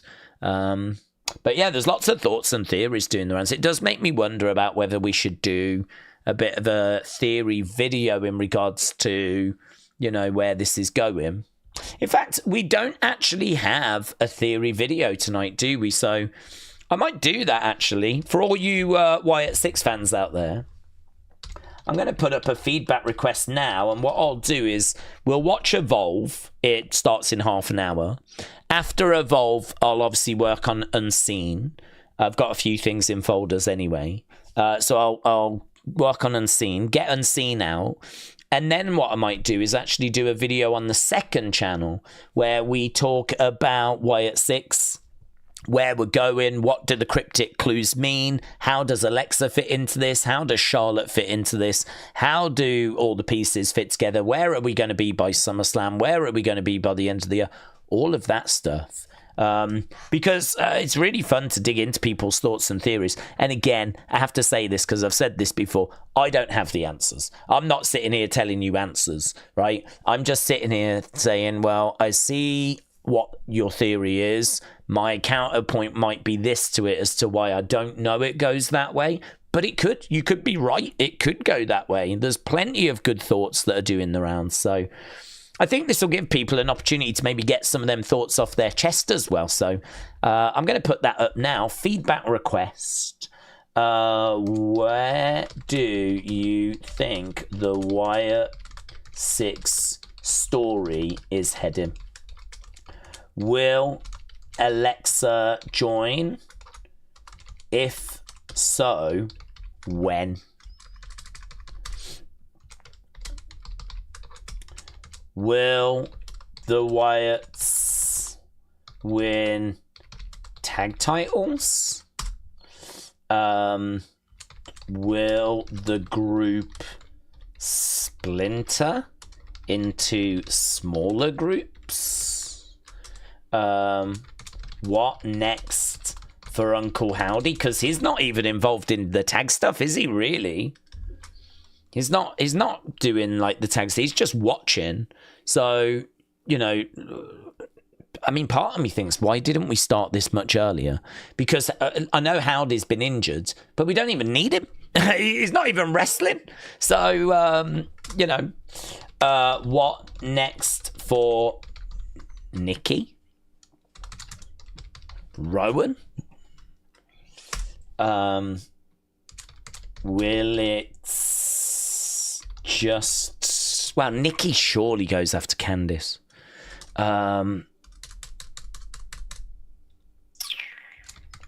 What do you think about the new cryptic clues?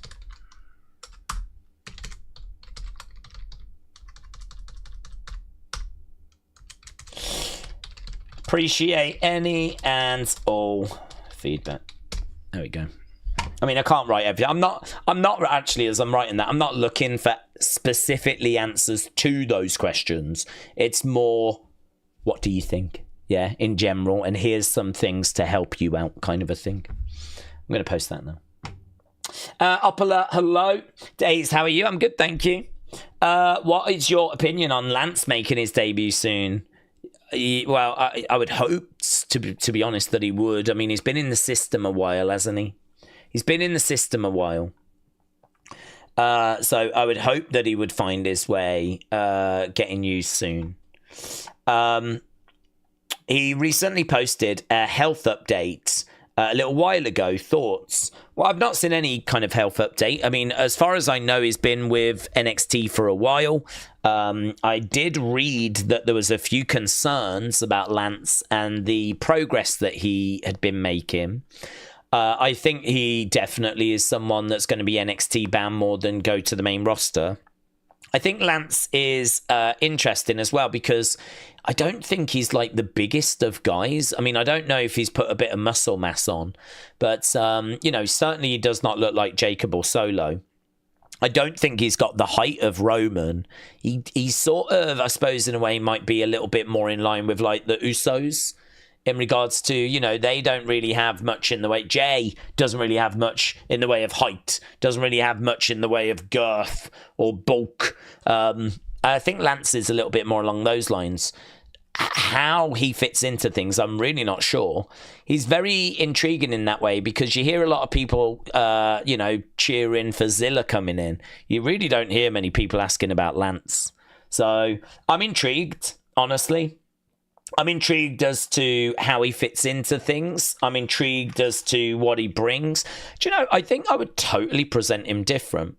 I think I would totally present him as being a bit of a family guy, a bit of a baby face, a bit of someone that I suppose in a way is a little like Cody, you know?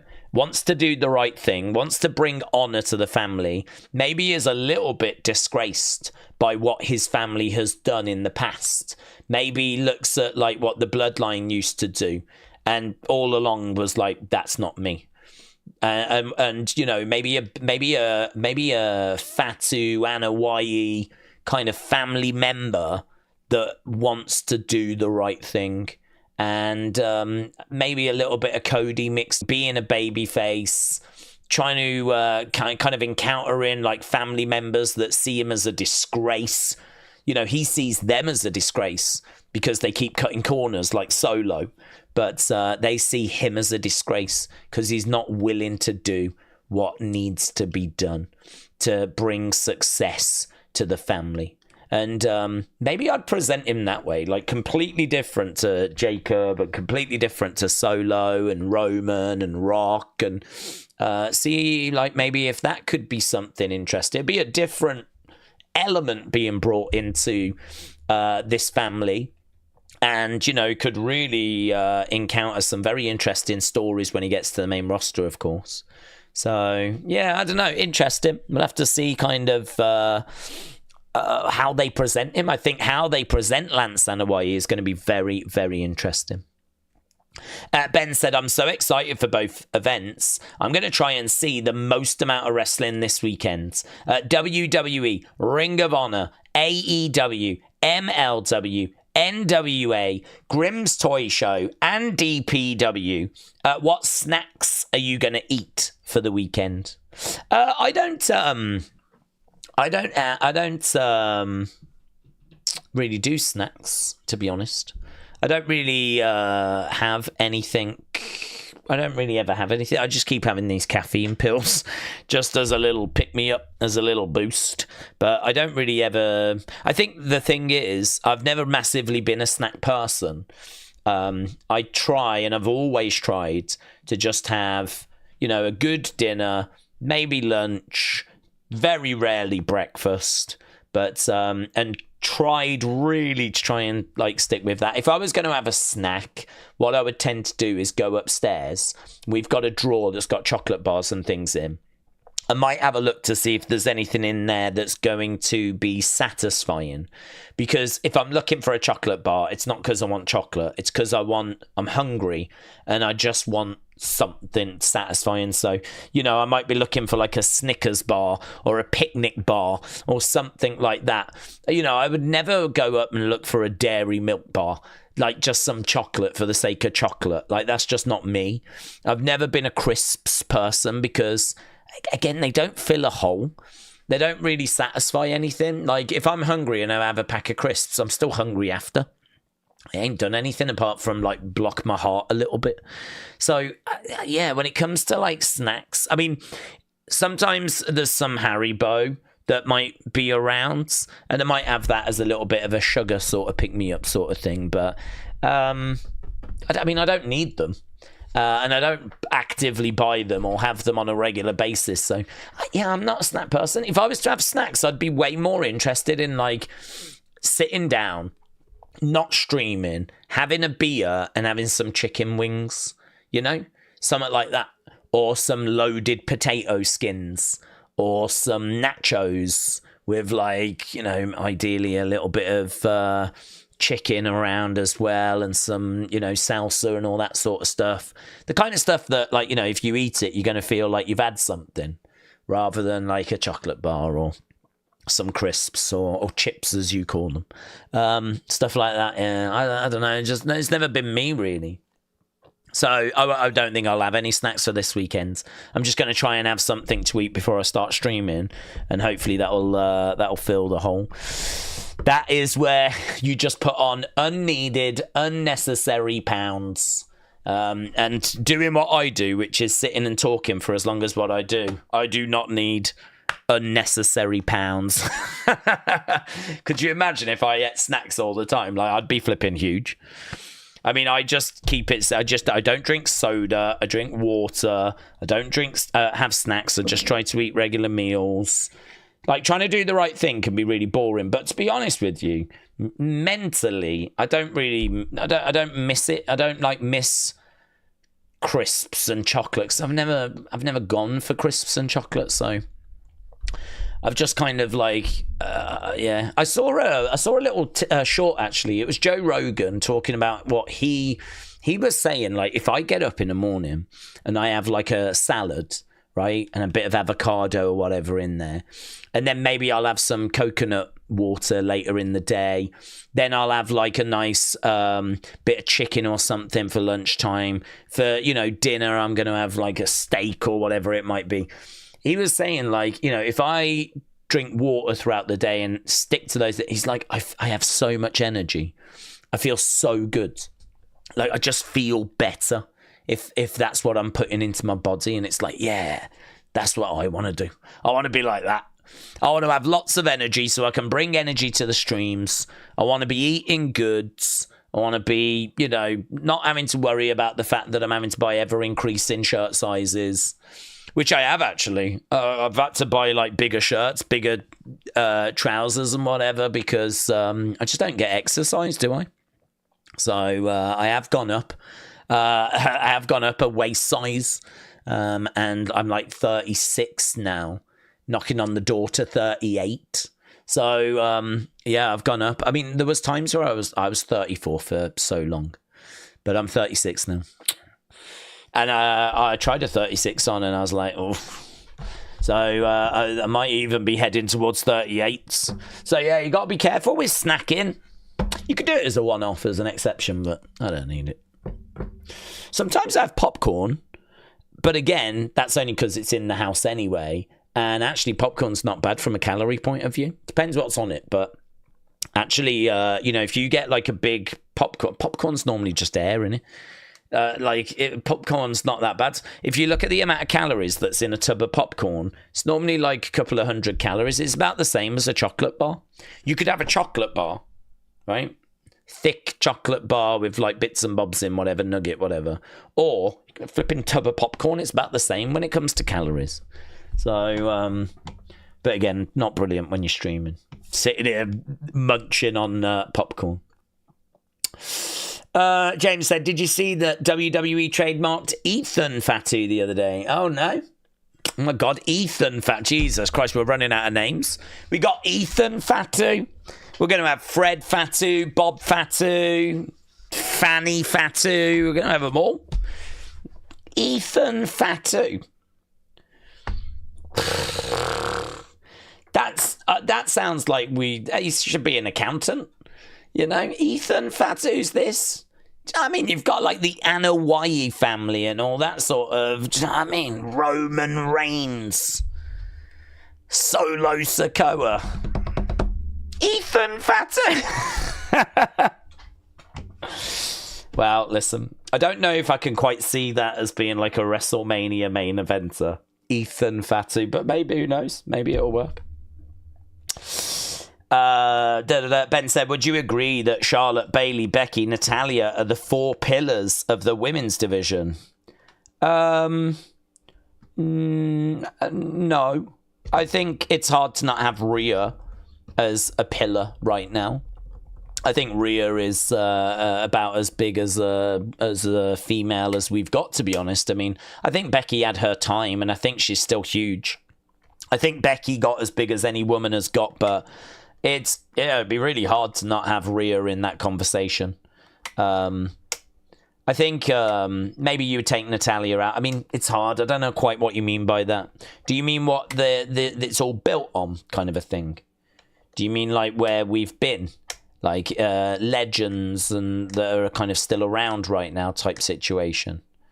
Because obviously, you know, it's ever moving forward, isn't it? I mean, you could make an argument for EO being legitimately one of the biggest names. You can make an argument for Liv being one of the biggest names right now. You can make an argument, obviously, for Rhea. You can make an argument for Bianca Belair when she comes back.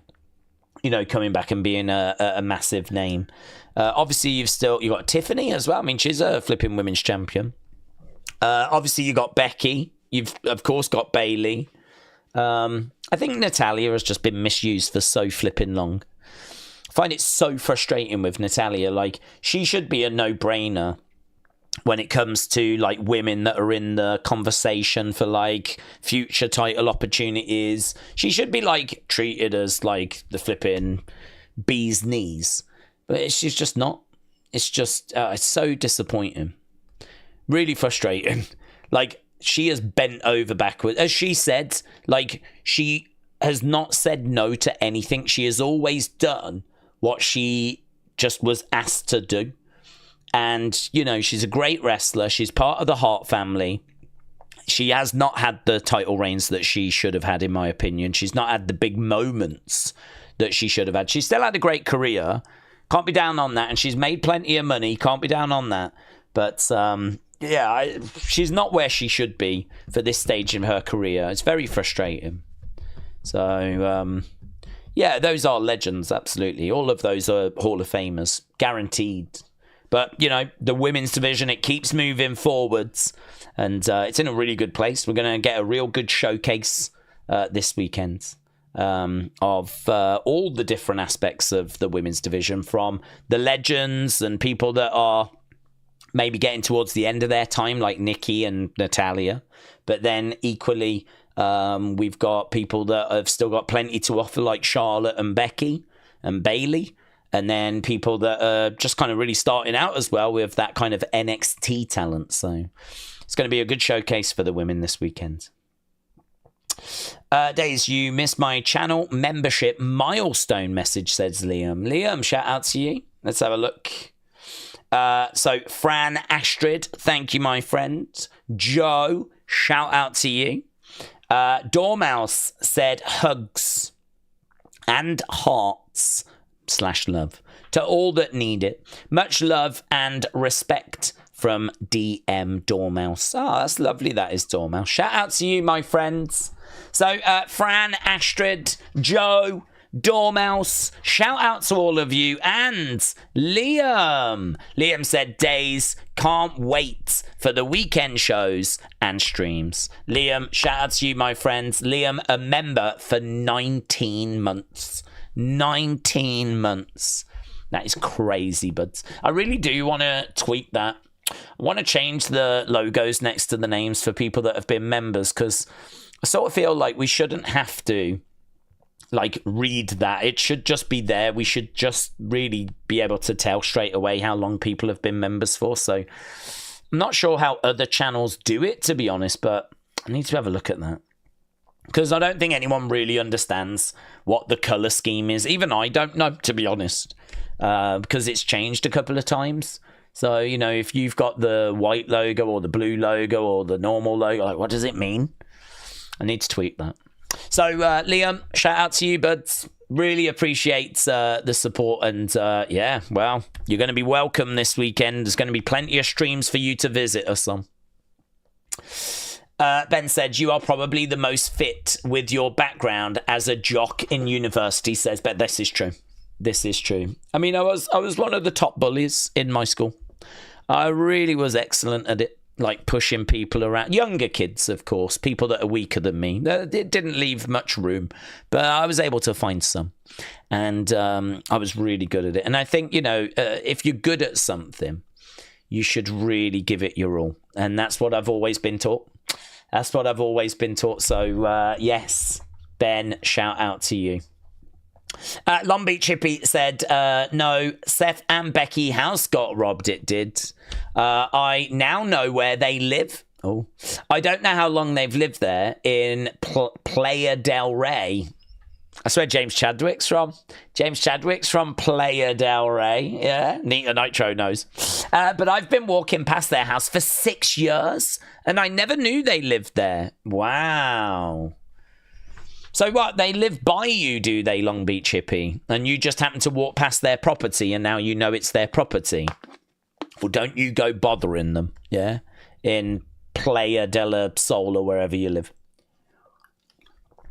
Let them live their lives, Long Beach Hippie. But, yeah, terrible that was broken into. As I said in Unseen, fantastic that there was no one home whilst that happened, of course. I am stuck with it for 2 weeks, says Nightmare. What's this, Nightmare? Oh, what, you changed your name to Nightmare Fatu? Oh, I like that, actually. Nightmare Fatu is a really good name. It's better than Ethan Fatu. Yeah, that's good. That's good. Keep that. It should be a Daze logo with a lesser and lesser clothing as the membership grows. Oh, hello. What, so it should be like me, and as time goes by, I'm wearing less and less. That actually makes a lot of sense, to be honest. That does make a lot of sense. It's a very small box, though, isn't it? I said box.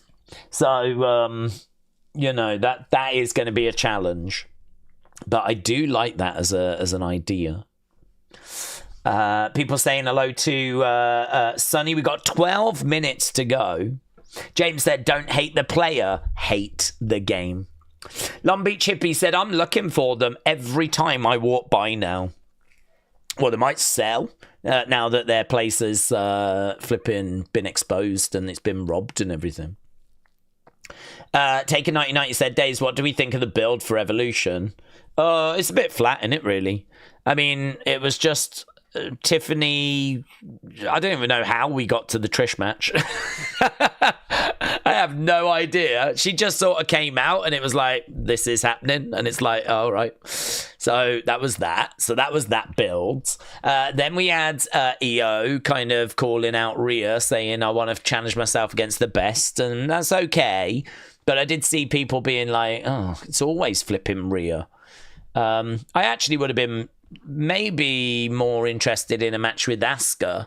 You know, EO versus Asuka one-on-one. Like, that could have been really good. The match with Rhea will be really good. I'm not down on it. But not much of a build, is there? I want to test myself against the best, and I think that's you. And it's like, okay. Fine. Okay. So that was that. So those are those two matches. The Women's Intercontinentals probably had the best story, the best builds. I saw people really frustrated about all the women's tag teams because you had to have Charlotte and Alexa qualify in a match, but then Kabuki Warriors just get thrown in. They didn't have to qualify. So they just got added because lols. And Zaruka were just on a graphic. So I have no idea how Zarya and Sol Ruka got added. I don't even know if they know how they got added. I mean, I didn't even see any kind of announcement for them being added. So, random. One team got added via graphic. One team got added because, well, there was a little story with, you know, Kylie being beaten down, but they didn't have to qualify. And then the other team had to qualify. So, that was a mess, to be honest. Then JC against Jordan, that's been okay. That's okay. I mean, if you watch NXT, that's okay. Could have been better. I think that could be a bit more heated, but it's been okay. And I can't remember any of the other matches. I'm sure there's probably is there a mid-card match in there? We've got the Women's Intercontinental. Is Julia not defending her US? She isn't, is she? We've done the tag titles. We've done the top two titles. There might be a match I'm forgetting. But, yeah, I don't think it's the best build in the world. I mean, really, I'm struggling to hang my hat on anything other than the Women's Intercontinental with Becky, Bayley, and Lyra. At least that goes back to, like, Bayley being attacked and WrestleMania and all those kinds of things. So, yeah, not crazy about it, but no, I'm not bothered, honestly. I don't look at it and go like, oh, that's ruined that show. I mean, I don't feel that way at all. I am massively excited by Evolution, and I don't really need much in the way of a build. I'm a simple guy. I'm a simple lad. I just need a good card. I feel like I've got that, and yeah, that's me satisfied. Honestly, I'm quite happy. I will be very much looking forward to Sunday. Right, with that being said, I need to get Tubi fired up because we have 8 minutes. Time goes by so quickly. So quickly. Guys, I could watch the Steve Wilkos show. I could watch Love After Lockup. I could watch... what else could I watch? I could watch... Just a load of rubbish, honestly. A load of stuff I've never heard of. I could watch Vice Presents Epstein Didn't Kill Himself. I could watch Unseen. There's a program called Unseen, and oh my God, they've said it's riveting. And you know, it really is. It really is. Finally, it is getting the flipping... It's getting what it deserves. So, here, look, I'm going to flip over. That was my... Look at this. Riveting is the review. Flipping riveting. Unseen. Love it. There's the Epstein thing. Look, I wasn't lying. And we also have some MasterChef. He has been fired now. That's the big news. Big news in this country. This bald guy has been fired. 50 people have come forward saying he was inappropriate and over like loads of years, and he's been fired from MasterChef. So this should be removed, to be honest, because this actually offends me. I'm actually offended that this is on here, and this should all be removed because, yeah. As well as that, we've got the Steve Wilkos show, Love After Lockup. See, I say these things, and I'm not lying. They are actually there. Yeah. You know the story, but now it's time to enjoy the film. Right? Absolute banger. Yeah. This is where women really let themselves down, to be honest, because, you know, I think women are amazing, and I'm really looking forward to Sunday, but it is so hard to move on from what Eve did. It's just a challenge. That's all I'm saying. It's just a real challenge. Forgiveness it can be hard. It can be hard. And to be honest, this doesn't help, does it? Kind of constantly having it shoved in your face. Yeah. Just ask James and Nita Nitro. But like here, like, you know what I mean? I think we should move on. It was a while ago now that this happened. I don't think we need to keep bringing it up. But yeah, Tubi do. Tubi not ready for us to move away from it. We've got, what else we got? We got Girl Lost. Love that. Every woman want a body. What does that even mean? Every woman want a body. In all fairness, I think every woman does want a body. No lies detected. I think they do. Otherwise, they're just spirits. And that's, you know, not ideal. The lesbian homie. Yeah. Love that. Love that for us. Revenge. Could be interesting. Skins. Oh my God. Old UK show. Skins.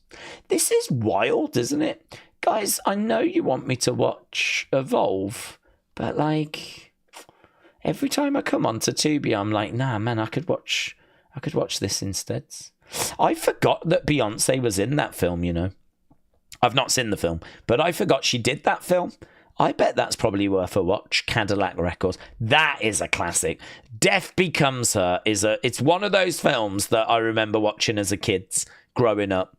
Kind of Beetlejuice, Three Men and a Baby, Problem Child, Death Becomes Her. Classic. Absolute classic. What else have we got here? I mean, we are running out of time. I really do not have much in the way of... Oh, gee, it's everywhere you look, isn't it? It's so hard to move on from the wrongs of women. Young tongue girl. I thought it said young girl. Tongue girl. There's no need to feel down. I said tongue girl. Being human. Battle dogs.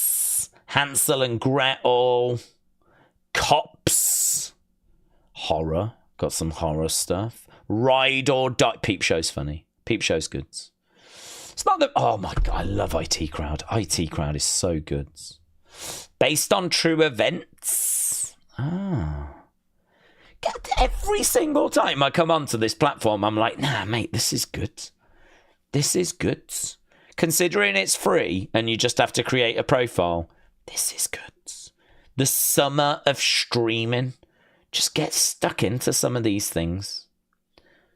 Just get stuck in. There's plenty here. So, the Florida Project. I don't even know what that is, but I love Florida. So I could watch that.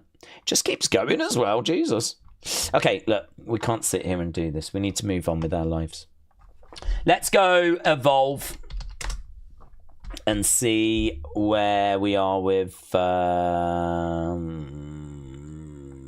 where is it? Let's go WWE. Okay, slight problem. It does not appear to be actually bringing Evolve up, so we genuinely might have to watch some of those other things. Is there a reason as to why it's not bringing it up? I have put the thing on, haven't I? Is Tubi free? Yeah, it is actually. This is a great advert for Tubi, isn't it? Oh, guys, I haven't put my flipping VPN on. Oh my God, does that... Guys, I didn't even put my VPN on. No wonder WWE wasn't showing. And that's why all those British TV shows were there as well. I didn't know you could get Tubi in the UK. No flipping wait. We just looked at UK Tubi. That's what we did. Okay, I've done WWE. There's Evolve. Wow. Guys, that was UK Tubi. That was UK Tubi, guys. Okay, here we go. Here we go. Oh my God. Oh my God. I didn't have my VPN on. So that was UK Tubi that we just had a little look at.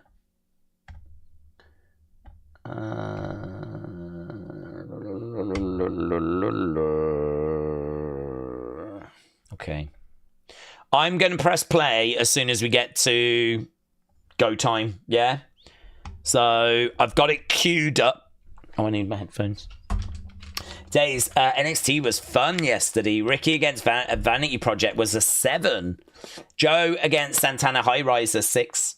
Tag champ match was probably the best, a 9. Kalani Reed an 8. And the Big Brawl an 8. Plus the Riz is back, says Matteo.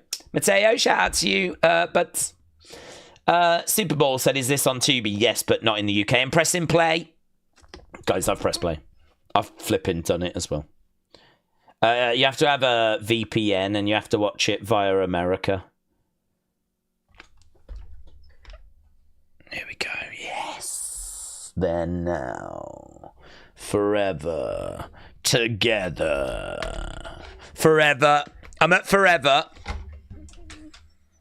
I'm just gonna tell you where I'm up to so people know. He hasn't said together yet. Together. He literally just said it.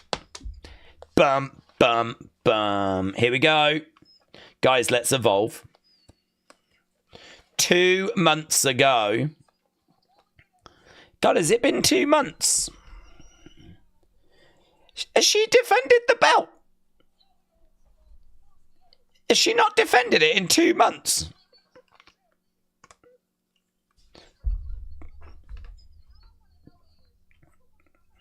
Who gonna be my first competitor?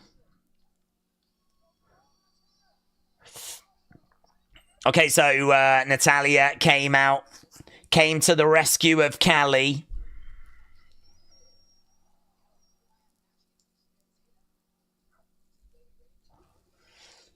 Yeah, I think this might be the Evolve I never saw. Kylie and Natalya teaming up.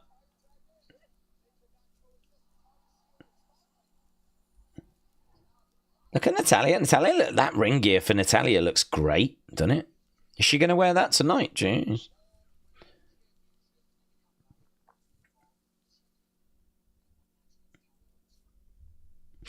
There we go. The match was made. The contract signing was done.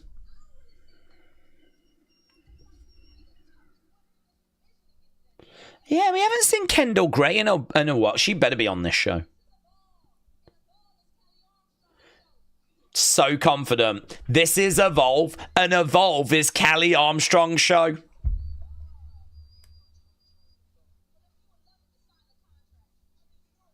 Has anyone said I'm going to sink the boat yet?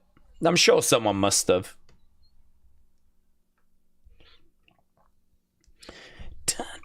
There's Natty.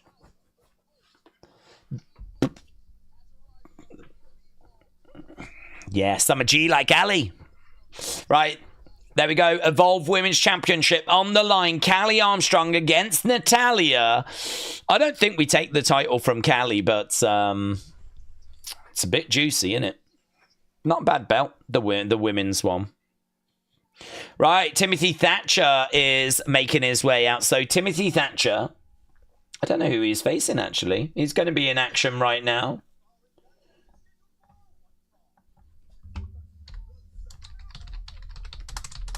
Who's he facing? Is it Carver? Thatcher making his way down. Kylie who? Kylie who? Kylie Armstrong. It's Wednesday. You know what that means, says Ben. 2 months, said Johnny. I know, I was surprised at that. Dun dun dun. It is Keanu Carver. This was the guy I thought was going to win the championship first. It did not go that way. Okay, Keanu Carver is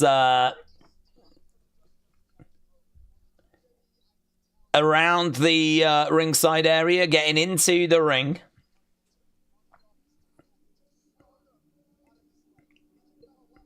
Let's go.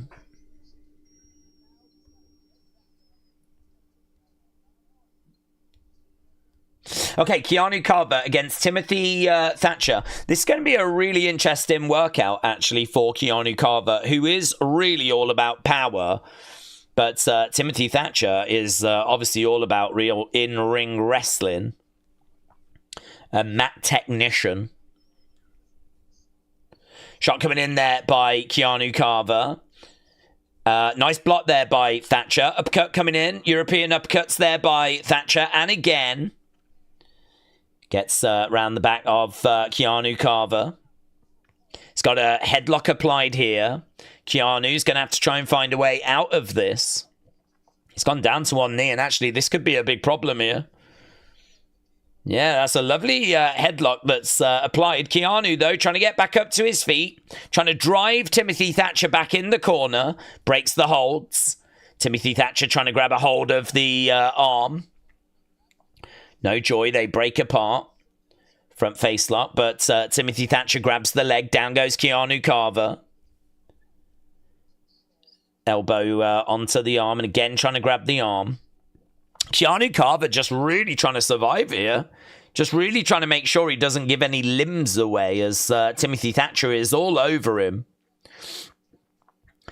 Thatcher looking out at the crowd and drives his knee into the arm. Just a one count. Evolve is evolving, said Thomas. Let's go, says Thomas. Right now we have got Timothy Thatcher keeping this fight grounded. Timothy Thatcher very much in control. Going for the cover and shoulder up there by Keanu Carver. Main event tonight, obviously, Natalya against Kylie. I heard about it, but I am too far south, says Jennifer. Jennifer, hello. Hope you are well. Oh, bow and arrow by Timothy. Look at that. He's got the knees right in the back. And I love how Timothy's looking over at the camera and he's like, ah. He defeated Drew McIntyre to win the OG Evolve Championship. Timothy Thatcher. That's a good fact. Elbow to the back of the head there by Timothy Thatcher. Again, going for a cover. And kick outs. Right now we got Keanu Carver getting back up to his feet. But Timothy Thatcher again still in control.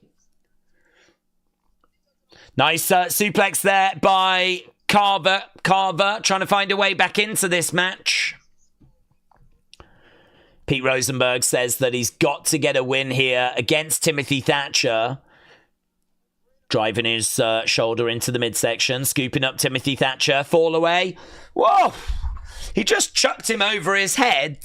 Normally when you see that move, they like fall backwards when they're doing it. Keanu Carver didn't. Stayed standing and just literally chucked him. Timothy Thatcher trying to grab a hold of the leg as Keanu Carver rains down a big blow. The Who review, hello. Said, would anyone else like to see Oba versus Carver for the NXT title? I'd definitely be down for that. But do you know what? I'll raise you. I would like to see Oba versus Carver versus Jasper Troy. Because I think all three of them are, you know, the monsters of the developmental system. They did try to build up that Harlem Lewis. Maybe you could chuck Moose in there as well from TNA to have a bit of TNA presence. But you could just have a big meat-off, a big meaty match. But, yeah, I think that Jasper Troy has kind of got ahead of Keanu Carver, obviously, on the... in facing Obafemi. Actually, Jasper Troy against Keanu Carver would be really interesting. Because both of those are kind of similar in the sense of they're kind of being presented as these monsters.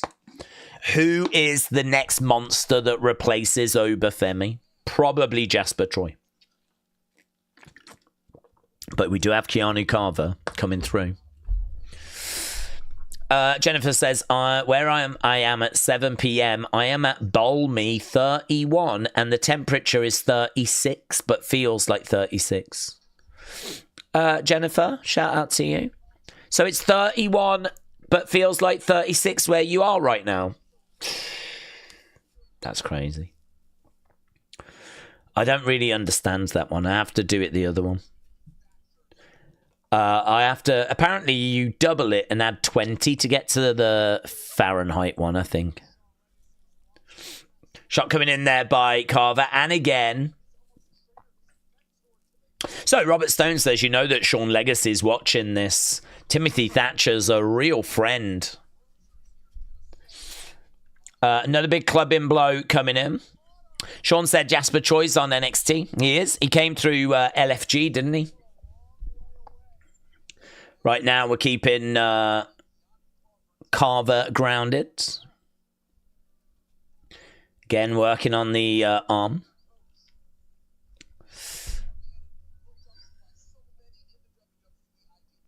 So, yeah, Timothy Thatcher kind of keeping Carver grounded. It's a real test, this, because Keanu Carver is all about chucking people around and exploding into people, colliding into them, shoulder barges and all this sort of stuff. And Timothy Thatcher's that annoying leech that just won't get off you. Just grabbing an arm, you know, twisting your arm around, grabbing a headlock and all this. And it's like... Oh, against the ropes. Big collision there. That was a mistake by Timothy Thatcher. He just went against the ropes. Keanu Carver went over the other side, collided into Thatcher. Now he's smashing his head into the edge of the ring. Yeah, Robert Stone's like, you can't just keep doing that. You got to bring him in the ring. Oh, DQ. Did he just get DQ'd? He was just smashing his head into the edge of the ring. And I think the ref has DQ'd him for it. Do you know, I don't think I've ever seen that finish. Guys, I've been watching wrestling for about 6 months now, and I don't think I've ever seen that finish. Seeing someone just smash their opponent into the edge of the ring, and then the referee just calls a DQ. Timothy Thatcher gets the win. By DQ.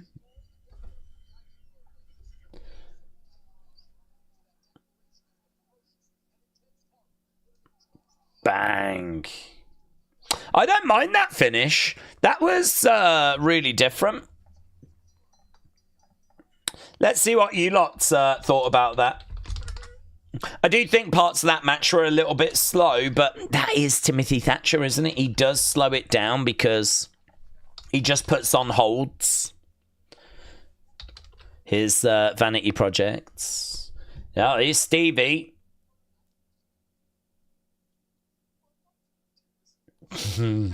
Poor Thatcher. Yeah. Stupid British. That was not a bad accent from Zayda, actually. Hondos. Hondos.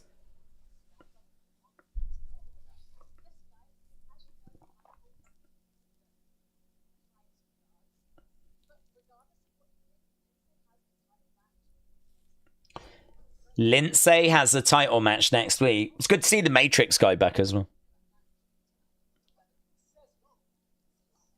So Lindsay has got a title match against Jackson Drake next week.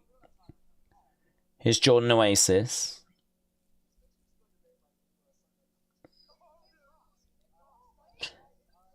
Go away, Baldy. Just make sure you spell your name right when you're doing that contract signing. That was what Jordan just said. And they were like, go away, Baldy. Such a good put down. Right, Chantel Monroe against Mason Holiday. Coming up next. It was a nice opening match, said Thomas. It's good to see Thatcher getting into wrestling. She was Prime Minister for a long time, says William. That is so true. And then she went and died. So I agree. I think to come back from that and get into wrestling is very impressive. David said it was okay. It was okay. We have got 2 members of Vanity Projects. 2 new members, says Jennifer. All-star 8-man tag is going to be a main event, says Ben. Hello, Wrestle with Andy. Hope you're doing well, buds. His finisher should be called Thatcher's Britain. Or maybe the lady is not for turning. That would be, maybe you could have a swinging net breaker called the lady is not for turning. Let's go. Yes. Oh my God, get your Maggie Thatcher jokes in. I'm sure we've all got them. James said, did you see that Shayna Baszler produced a match last night? I did. I don't really understand because, I mean, I didn't hear that she had been hired in that way. I mean, I just thought she'd been let go full stop, so. I wonder how she feels about that. I mean, she's probably disappointed her kind of in-ring career has come to an end. Maybe it hasn't. Perhaps she can still do indies, whatever, but I doubt it. If she's going to be a producer in the long term, it's probably it, isn't it? But then equally, I bet she's grateful at the fact that her WWE have found something for her. I still don't know if that was a one-off or whatever. I have no idea. It was really out the blue, wasn't it? I've got adverts. This is Thumbtack. What's that mean? There's an easier way. Oh, that's quite good, actually. So it's an app. If you actually need some help, you need a handyman, you just go on Thumbtack. IndyCar. Right, Saturday night's main event advert. Bum, bum, ba-dum, bum, bum. I don't think I've seen this advert. Goldberg. Gunther.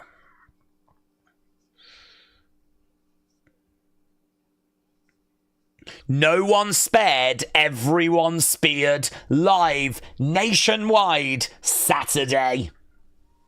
Let's go. Right. Chantel Monroe is coming out now. We've seen her a few times. Chantel Monroe versus Mason Holiday. The reflection of perfection.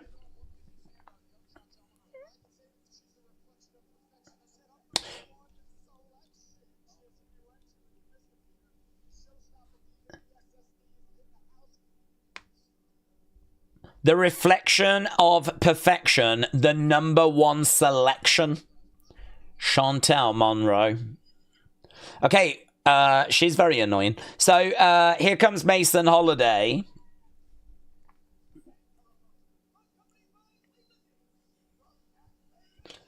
Have we have seen Mason Holiday, but I really don't remember much about her. Layla Diggs, Mason Holiday. I'm not feeling that entrance. She just sort of slowly made her way towards the ring, really. Just sort of, I don't know. Okay.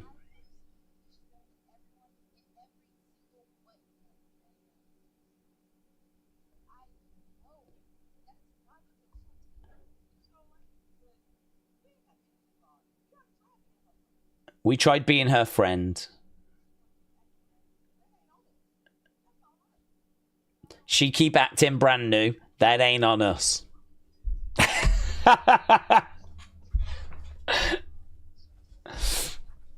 I'm going to start using that now. I'm sorry, are you acting brand new?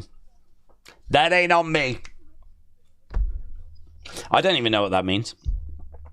Right now, we've got Holiday against Chantel. Nice, going over, trying to get out of this hold. Reversing it. Chantel trying to get over to the ropes. That would be nice, says Brony. Maybe the same thing happens with her that happened with Lindsay and Thatcher, where they got released but came back as producers. Okay, Chantel in control. She was announced as a member of the second class of WWE Next in Line in June of 2022.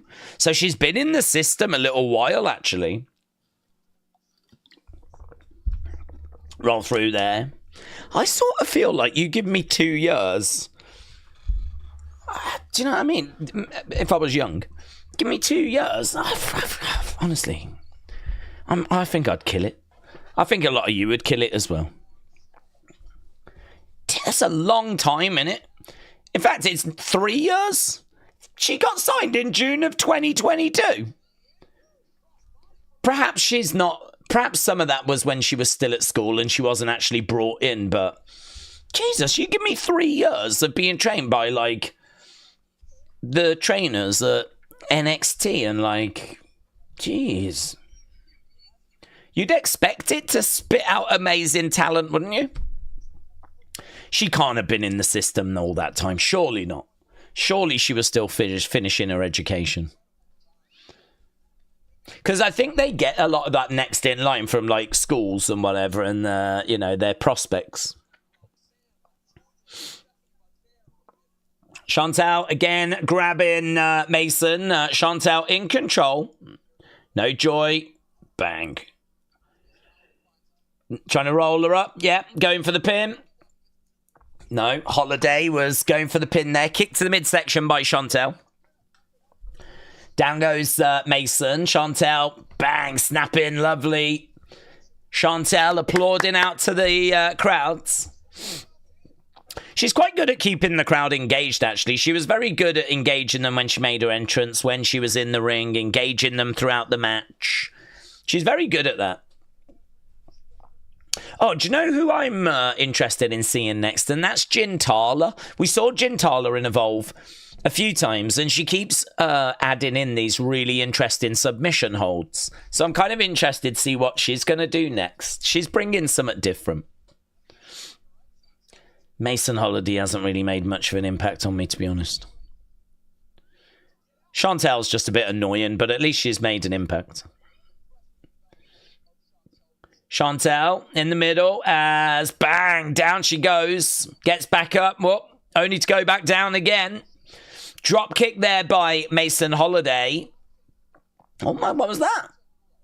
Big splash. We were doing some sort of emote by Mason Holiday there. Here we go, picking up Chantel. She's got her on her shoulders.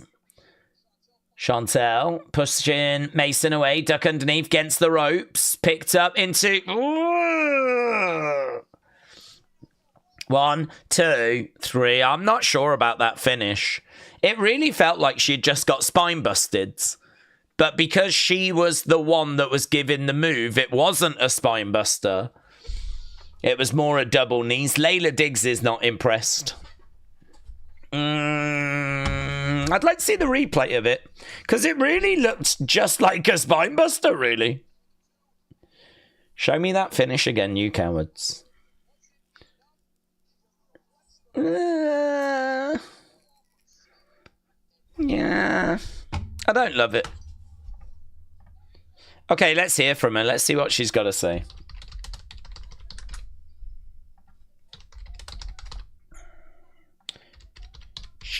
Oh, yeah.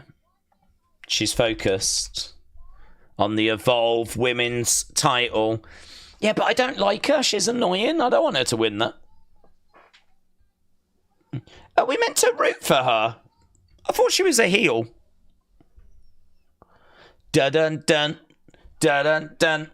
Dun-dun-dun. Here's Smiley Kylie Ray. Yeah. Congrats. Big win.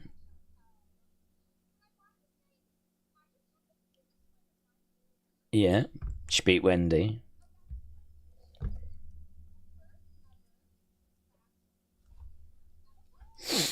Oh my god.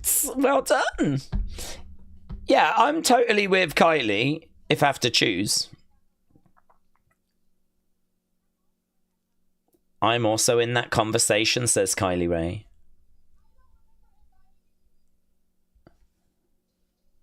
Okay, who's... oh, yes! Tyra May Steele! Ah! Let's go! We haven't seen her before, have we, in Evolve? Yes! Flipping gold medalist? I want to be in the crowds! So this is Evolve. I love it.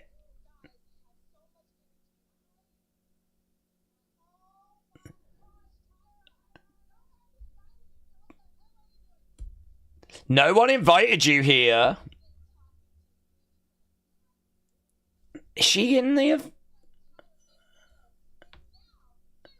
Tyra May Steele's now in Evolve? Yes! That's great news. That's a great new addition. USA, USA, USA.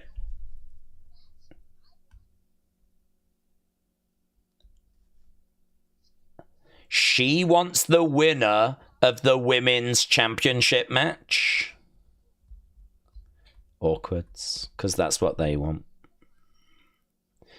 Kylie Ray said the line starts behind me.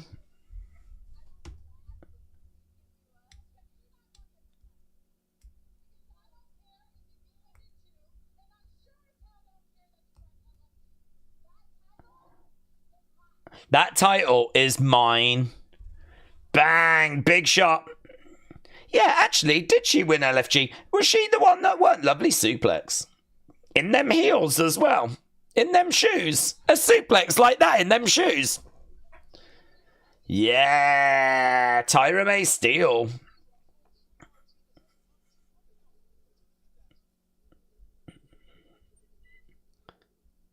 Let's go. Wow, said Thomas. Why would they have her win an NXT contract from LFG and then put her in Evolve? Yeah, that doesn't make any sense. It's great for me because I watch Evolve and that makes Evolve better. But, it's Rich. Rich Holland.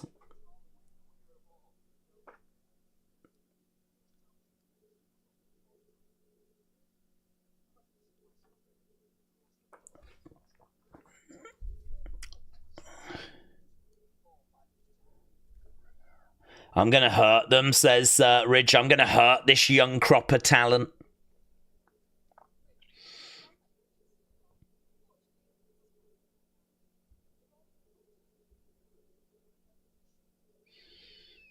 Who's this dude? Tate Wilder.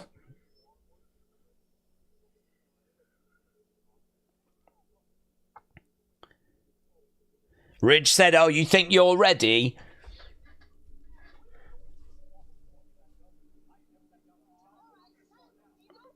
Okay, so we're going to do Ridge against Tate.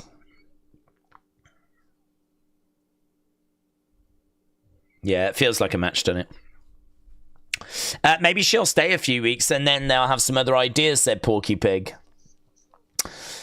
Right, here we go. Callie Armstrong, Natalya tonight. James said, I freaking love Kylie Ray. Too strong, Armstrong. Okay, have we got like a contract signing? Yeah, up next. Oh, I don't know that I need this. Do I? I might need it. I don't know. I just had a talking segment. I might be done with talking segments for this week. this August. What's happening in August, WWE? What's happening? You know what time it is. It is Liv Morgan, Dominic Mysterio, Roman Reigns. 2 nights. They just showed like Snoop and Travis.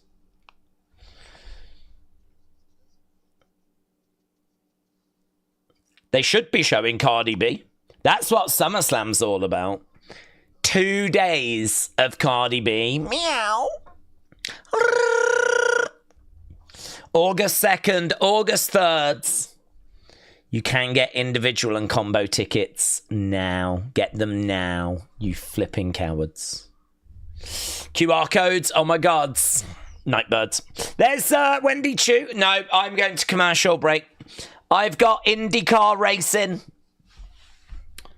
Saturday and Sunday in Iowa. Be there. Oh, okay, I'm back. There's Wendy Choo. Oh, she's sad, mate. I know a sad woman when I see one. I've seen plenty. Right, there is Stevie.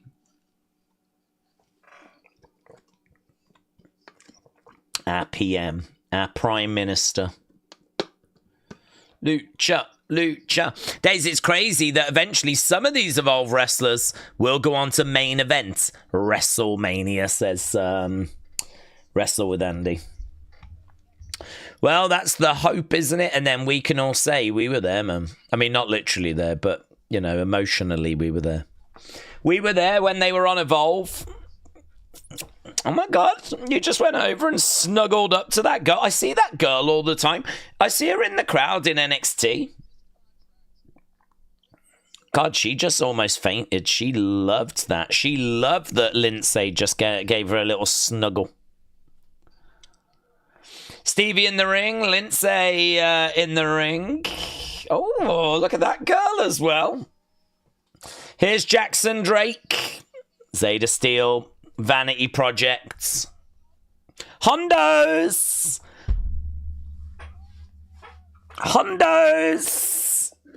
Yeah, here's the party. Here's the party. Dun dun dun. Dun dun dun. Heartbreak Drake. I doubt any Evolve talent's going to main event WrestleMania, says Brony. I bet some will at some point. I don't know if it's any of the current crop, but I did read WWE are very high on Kylie Armstrong. But at some point, there will be talent that come through that go on to main event WrestleMania.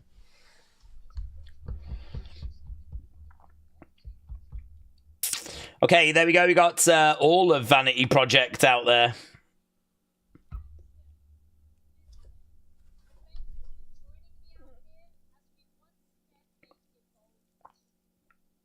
What are we doing with Stevie as a wrestler as well? Like, we've just completely stopped her career, haven't we?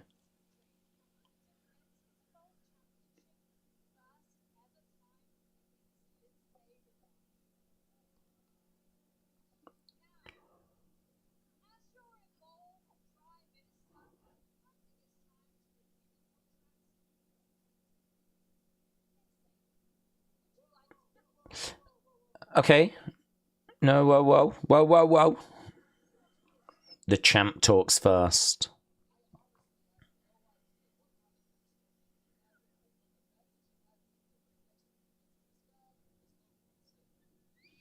It's low-key insane. I've got to go against this guy.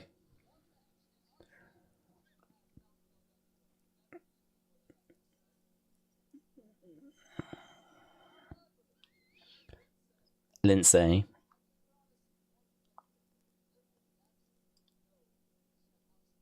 There'll be no Lucha House Party. I've heard all that before, says Lindsay.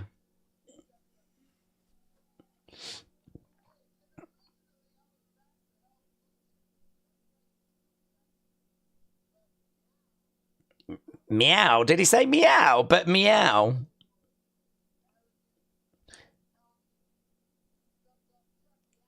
Look at Jackson. Jackson's really comfortable.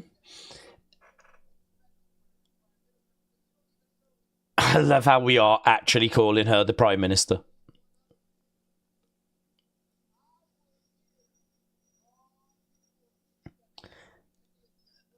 I was here long before you stepped into any of these ropes. And I'll still be here when the hype fizzles out.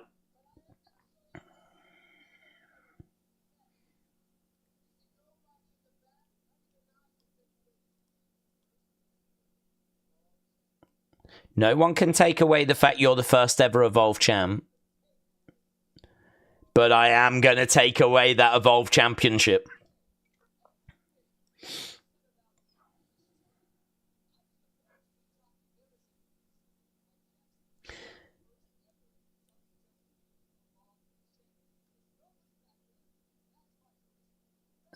No one can match my charisma or athleticism. Jackson Drake's so interesting because I sort of feel like they're going, you need to be aware of this guy. We really like this guy. But I haven't seen loads of reasons why, to be honest. He's fine, but does he stand out? Well, they think so. I must say, it's good promo from him. He's very confident.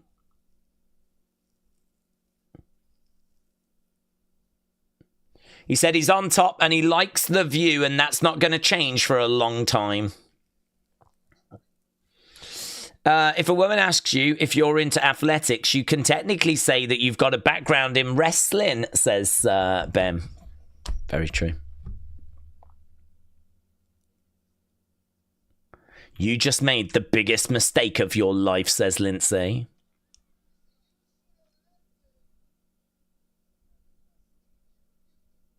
Oh. Oh, there was a little clause in the contracts. Stevie, get your mans.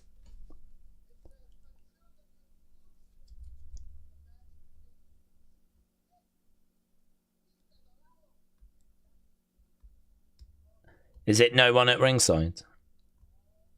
Yeah. No one at ringside. Banned.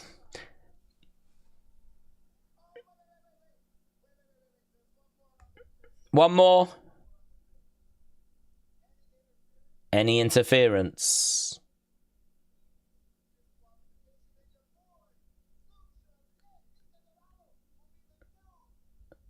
That's a good one, isn't it? Any interference, if they come down and interfere, Hondos, baby. Lindsay's going, Hondos, baby, Hondos. Oh my God, he just used their catchphrase against them.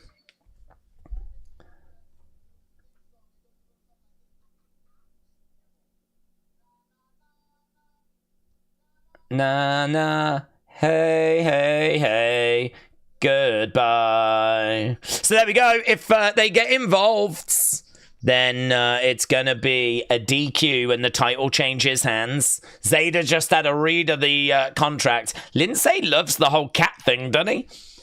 He was like, I've got a hairball. And I think at one point he did say meow. And I'm pretty sure he went up to a fan and then he came out and was like, doing that as well. Oh, Natalya's just wearing Natalya gear. Oh, I wanted her to be wearing Natty gear. Oh, that's not what I wanted at all. She still looks great. It's still Natalya. But Daze, you're gonna love the main event closing angle. Oh, okay. Okay. Okay. Well, I'm more excited now. Oh my God, does she say hello to the community? That would be the best. There's Kendal.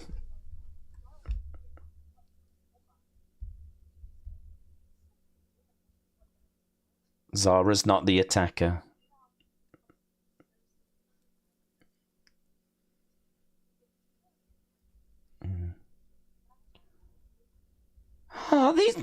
Oh, God, I don't like these two being actual friends.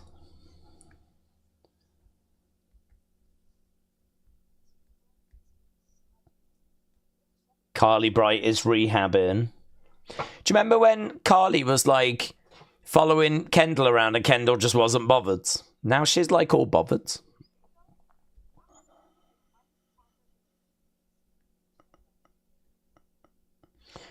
They're still trying to figure out who's attacking all these girls.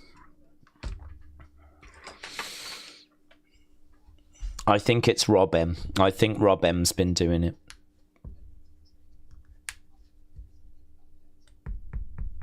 I think it's definitely someone from this community. Here's Sean Legacy talking about Timothy Thatcher. He's good, isn't he, Sean Legacy?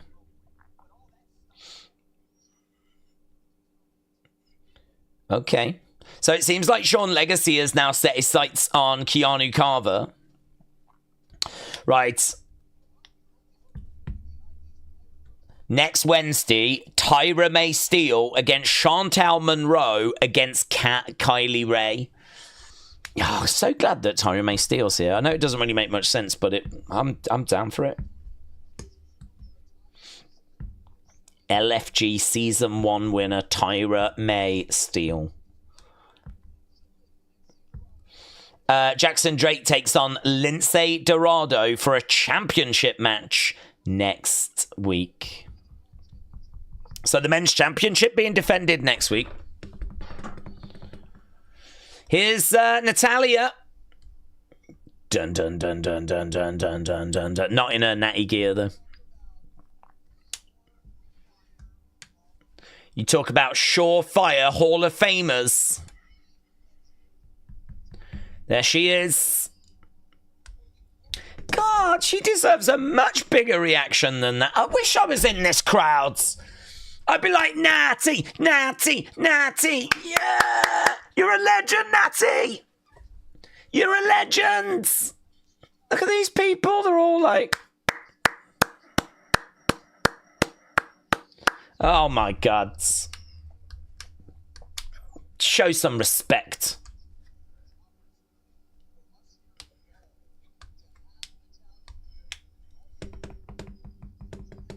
Who doesn't want to be in this crowd? I want to be in this crowd. I am going to be in that crowd.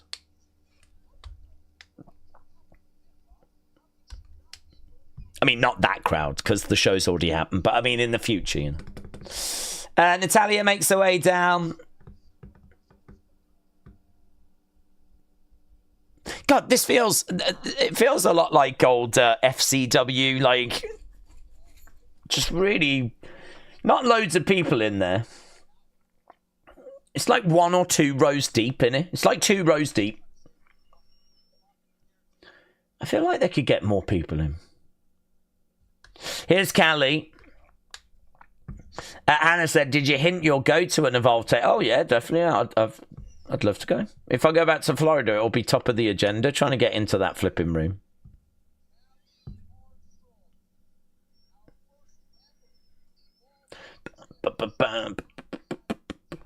There's Kylie. She looks good, doesn't she? She looks good. She looks like a problem.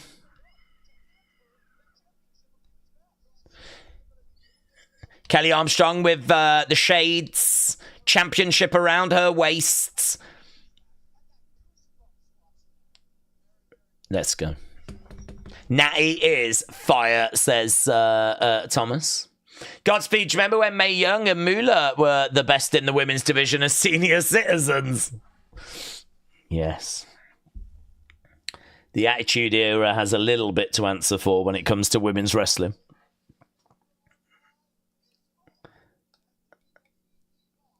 I mean, it's different gear for Natalya, in all fairness. And you know what? She's bringing back tassels. Love that. Not enough tassels in wrestling, and Natalya is changing that right now.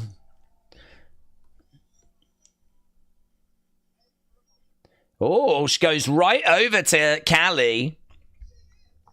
Kylie, though, getting her intro. Yes, yes, yes, yes. Okay, here we go then. We're about to get underway. Interestingly, the woman in that ring that might be able to handle herself the best is the ref. She's got a boxing background, and she... I'm sure Natty could get her down, though, but she might have to eat a few shots first. Right, here we go. We are underway. Natalya against Kylie. Armstrong. The bell has sounded, and they're locking up. And they break apart. A cute ref. Mate, she'll knock you out. Taker 9090 said Daze, Mae Young and Mark Henry's romance angle was great. It was certainly memorable. Okay, there we go. Kylie driving Natalya over against the ropes, pushing Natalya back, going round the back. Taking Natty down. Natty goes down. Kylie, was going to go against the ropes, but is immediately tripped over. And nice work by Natalya. She's got a nice little hold applied here where she's got the legs all tied up. Pulling back on those. Pulling back on the neck. She's grabbed a hold of an arm. Takes Kylie over. Goes for a cover. Kick out there by Kylie. Kylie getting back up to her feet. Natalya goes over into the middle of the ring. I mean, Natalya should be able to out-wrestle Kylie, of course. Duck underneath, round the back. It's an interesting one to book this, isn't it? Because, I mean, there are levels to this game, and I don't know that Natalya should be losing clean to, like, a Kylie Armstrong, but how do you... Lovely takeover. Look at that. Headlock takeover. Gets her down. Right now, grabs a hold of the head. Again, keeping Kylie down. Kylie is down, trying to find a way of back up onto her feet. Shot coming into the midsection there by Kylie. And again, another blow coming in. Kylie with a big boot. Natalya grabs the leg. Down goes Kylie. Natalya round the back, grabbing the legs. Looks like she's going to go for a surfboard stretch. She's got the legs tied up. Grabbed a hold of the arms. Pulling her back. Gets her up. And there it is. Oof. Surfboard stretch applied as Kylie breaks out of it, though. Flips over, turns Natalya over. Natalya, though, goes through the legs, grabs the head of Kylie. Big shot coming in. And again, Kylie, a little bit of overselling, but it's all right. Natalya in the corner. Kylie coming in. Collides into the corner. Natalya off the ropes. Oh, Kylie on her feet. Clothesline. Down goes Natalya. Oh, we're going to commercial break. Oh. James said, Daze TNA owner, president, did an interview and he said they are talking about a new TV deal. And they're also on streaming apps. And that would be huge for TNA going forwards. Well, hopefully something comes off. Hopefully this relationship between TNA and NXT is going to be fruitful. I think it works well for both parties. So, yeah, good. Okay, we just got an advert right now of WrestleMania next year. I'm going to grab some chips from downstairs, says Sonny. Sonny, shout out to you. A. Jobson, surfboard stretch. Let's go, Natty. Take her head home with you. Wrestle Knight said, I forgot to tell you that Couch Girl is on an LFG. Yeah, I know. Summer Sorrell, I think her name is, isn't it? I hate her. I'm sorry, I hate her. I don't care what she does. She could be like a real charitable, lovely person. I will never forgive what I saw in the early episodes of Evolve. You only get a chance to make one first impression. And, do you know what I mean? Heel for life, that girl for me now. Heel for life. Summer Sorrell, I believe her name is. What's going on here? Endurance. They've just spoke to a couple of customers, and one of them was Ludacris. You know, the hip-hopper. You know, the rapper. It's flipping random, isn't it? Right, we are back to the action. The closing stages of this week's Evolve. We don't even have a VIP section anymore, and I do blame Couch Girl for that. Shot coming in. Kylie is in control. Going over the other side. Kylie going hard into the corner. Kick coming in there by Natalya. Really unload him. Natalya did Reality Wrestling show just a few days ago. She wore her black natty gear. Reality Wrestling has had Hank and Tank on as well, says Vic. I want to see that in Evolve. I thought we were going to get that tonight. She's teased it. And now she's come out looking like flipping Dolly Parton. Kylie Armstrong remains undefeated in singles competition on Evolve, but this, of course, her toughest challenge by far. Taking on the boat. Elbow being driven into the midsection as a stretch is being applied. Thomas said, let's go, Natty. And again, still the stretches in. Referee is in there checking on Kylie. Elbow coming in, and again. A nice reversal. Again, Natalya being stretched.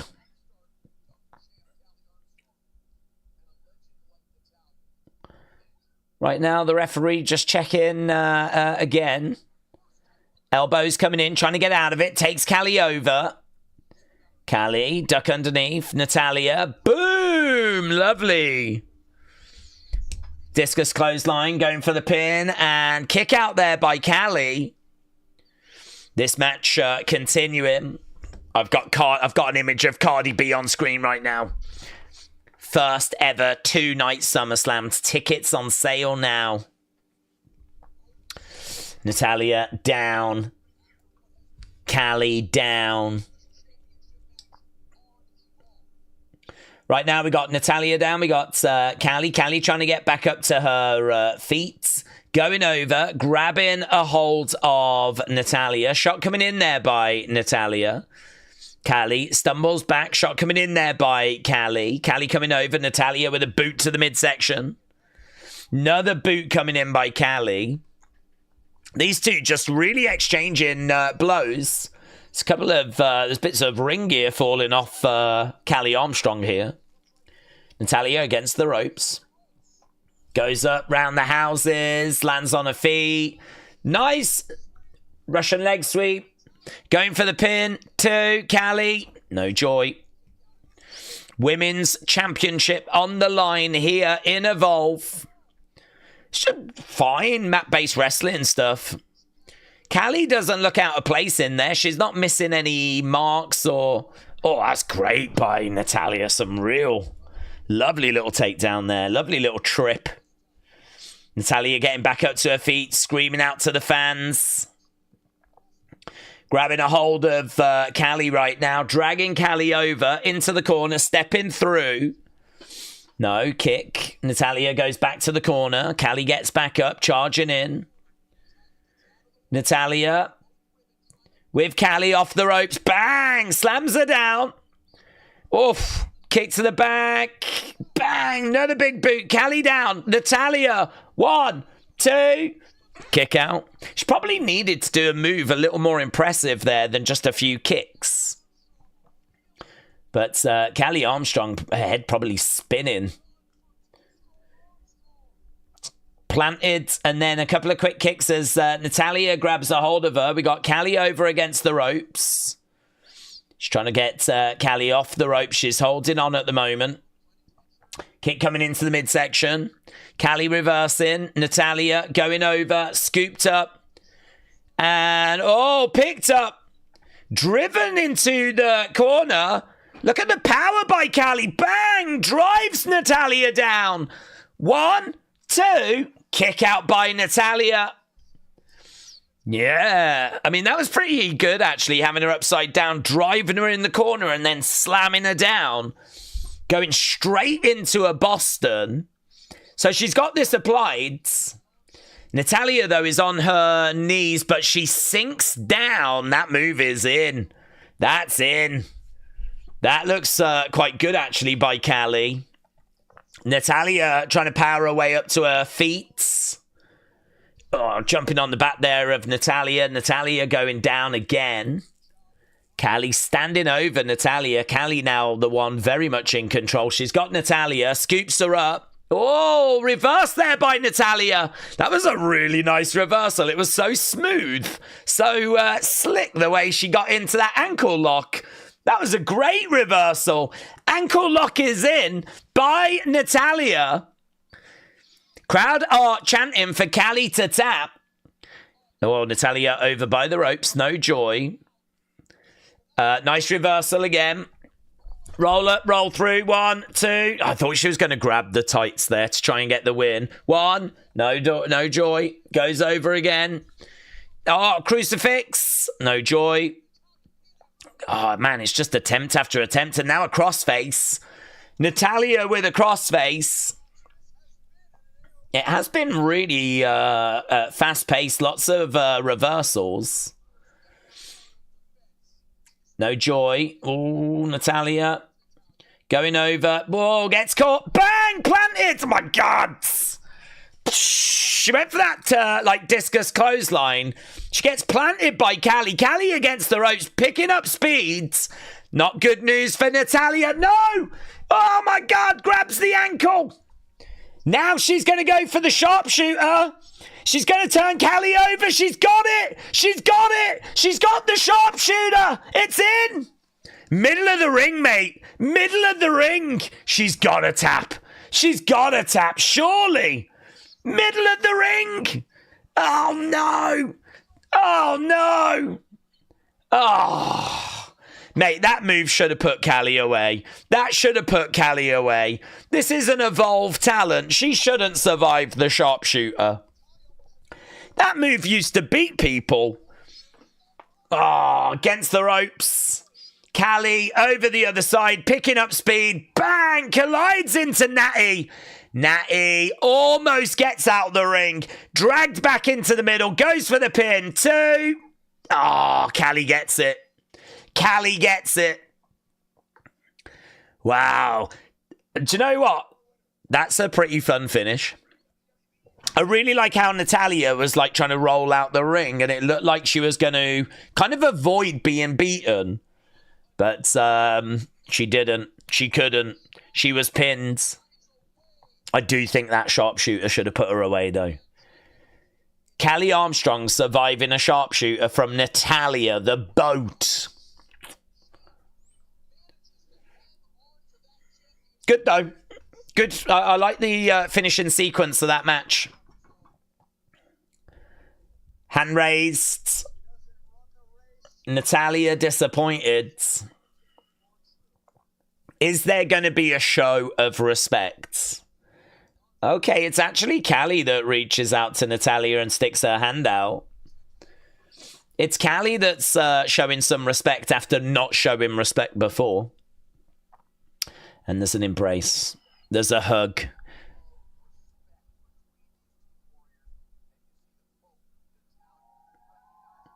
Hand raised of Kylie.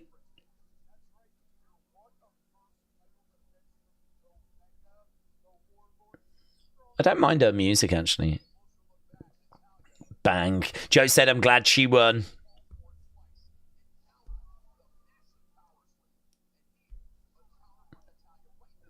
Yeah, that sharpshooter, man. That should have been it. I really don't think she should have put that sharpshooter on and Kylie should have been able to have crawled her way over. I sort of feel like that spot is for when you're in a real big heated feud. Oh, from behind! Is that Gintala? Yes! Gintala! Gintala attacking Kylie.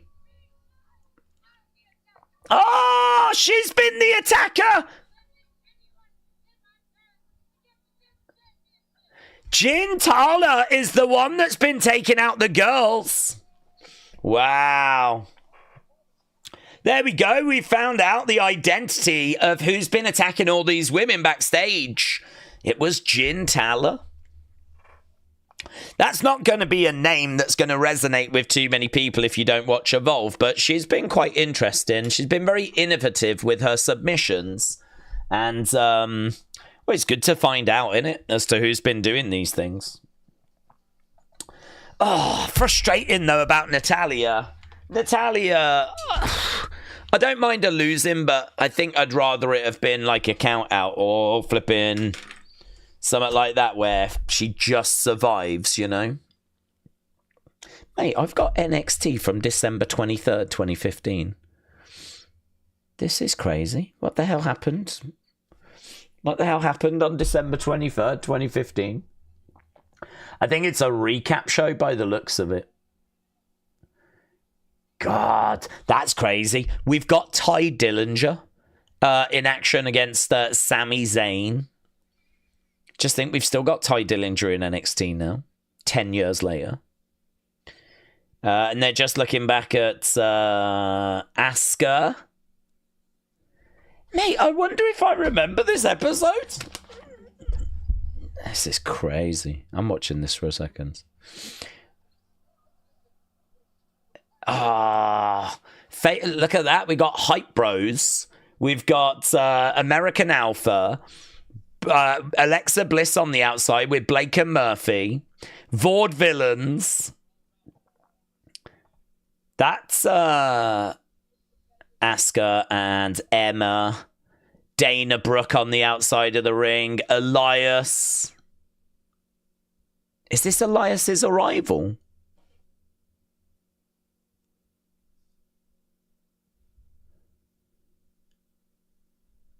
Elias next. Huh. It's pretty fun actually to go back to like that was such peak NXT. That was peak NXT, mate. So good. Walk with Elias, said Wrestling Russ. Bad ending, treating Natty like that. Yeah. A. Jobson said my Tubi is playing Champions of the Ring. Anna said, imagine a stable of Iron Sheik in the 80s, present-day Hogan, Dominic Mysterio, Summer Sorrell, and Wrestling Daze. I don't want to be anywhere near Summer Sorrell. Finishing moves mean nothing in 2025, said Nightmare Fatty. I know. Daze said match over. I'm commenting now that Natty should have won or Kylie should have cheated. Honestly, I agree. I think Natalya going up against an Evolve talent and losing, even if it's someone that we're really high on, which is Kylie Armstrong, that's hard, isn't it? That's hard to be kind of okay with. I agree. Do you know, it's so annoying because there's so many matches where there's outside interference and screwy finishes and stuff that you're like, well, you know, I get it. We've got to protect these people. You know, you can't, you can't, you know, sometimes you just can't have a clean finish. And then flipping, they do a clean finish in Evolve, in a match between a main roster talent and an Evolve talent. And that's the match they choose to have a clean finish in. It's pretty crazy, that, isn't it? It's pretty crazy. Like, we couldn't have done any sort of... Here's me asking for a screwy finish when we get so many of them. And then the one time where we probably could have done with a screwy finish, you don't do it. There's so many matches in NXT in the main roster where I'd be fine if we just had them clean. But we have to do screwy finishes. And on this one, you flip in... have Natalya lose clean, and it's frustrating. Oh well, it's all right. Do you know what? I'm over it. I've got over it quite quick because I like Kylie and I enjoyed the match. And actually, what I should do is ask you lot what you thought of the match, because I actually was in it. I wasn't actually in it, but I was in it. Maybe Natalya is going to bring up on the main roster that she lost on Evolve and that she'll snap. Hey, do you know what? That's a good shout, actually.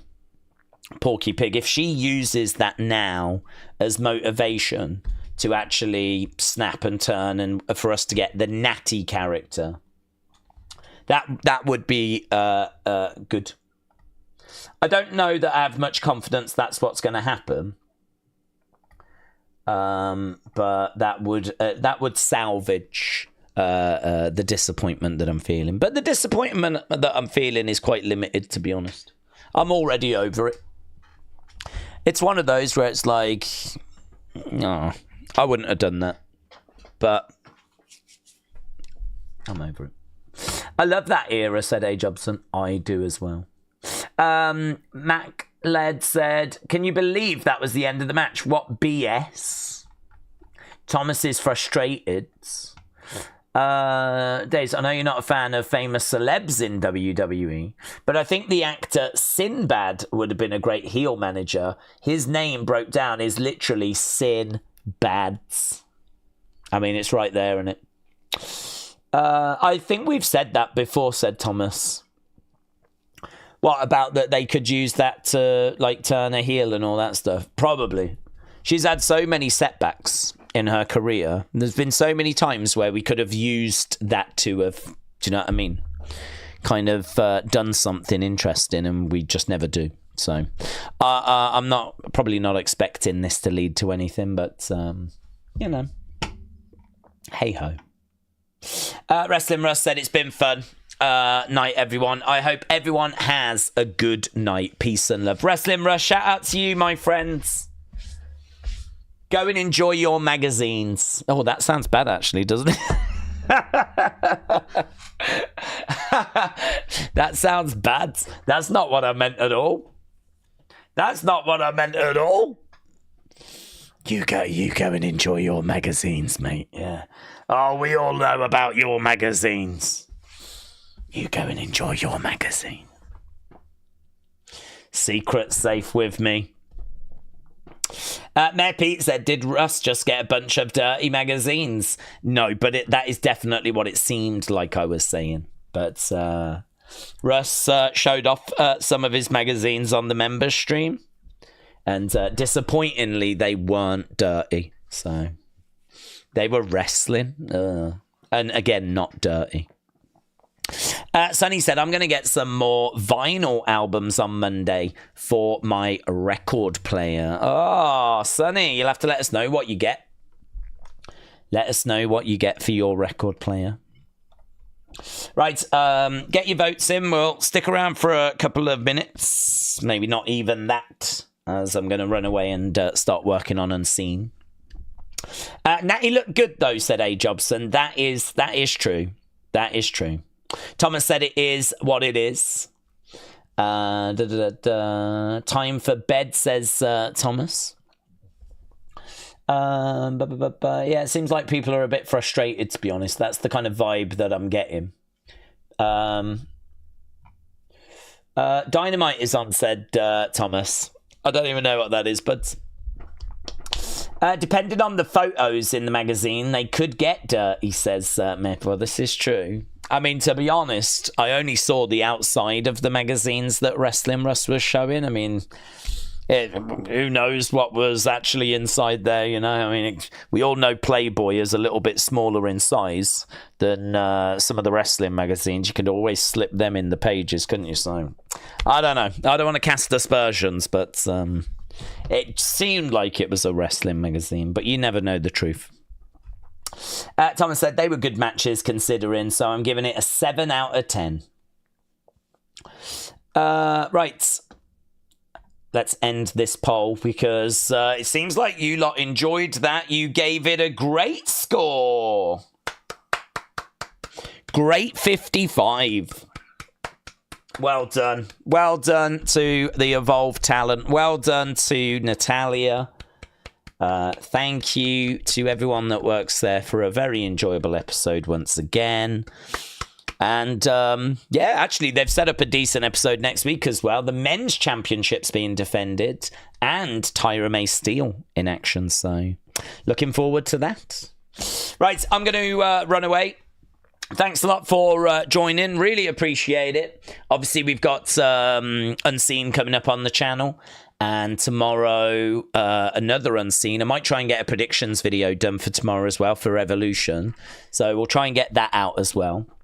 But obviously this weekend, absolutely rammed. 3 flipping shows and SmackDown and Raw and loads on the way. So rest up, get your rest, get your sleep, get your energy up. Because tomorrow is... Well, tomorrow is the calm before the storm. And then this weekend in particular is going to be pretty full on. So thanks for watching. Appreciate the support. And I'll see you again next time. Bye for now.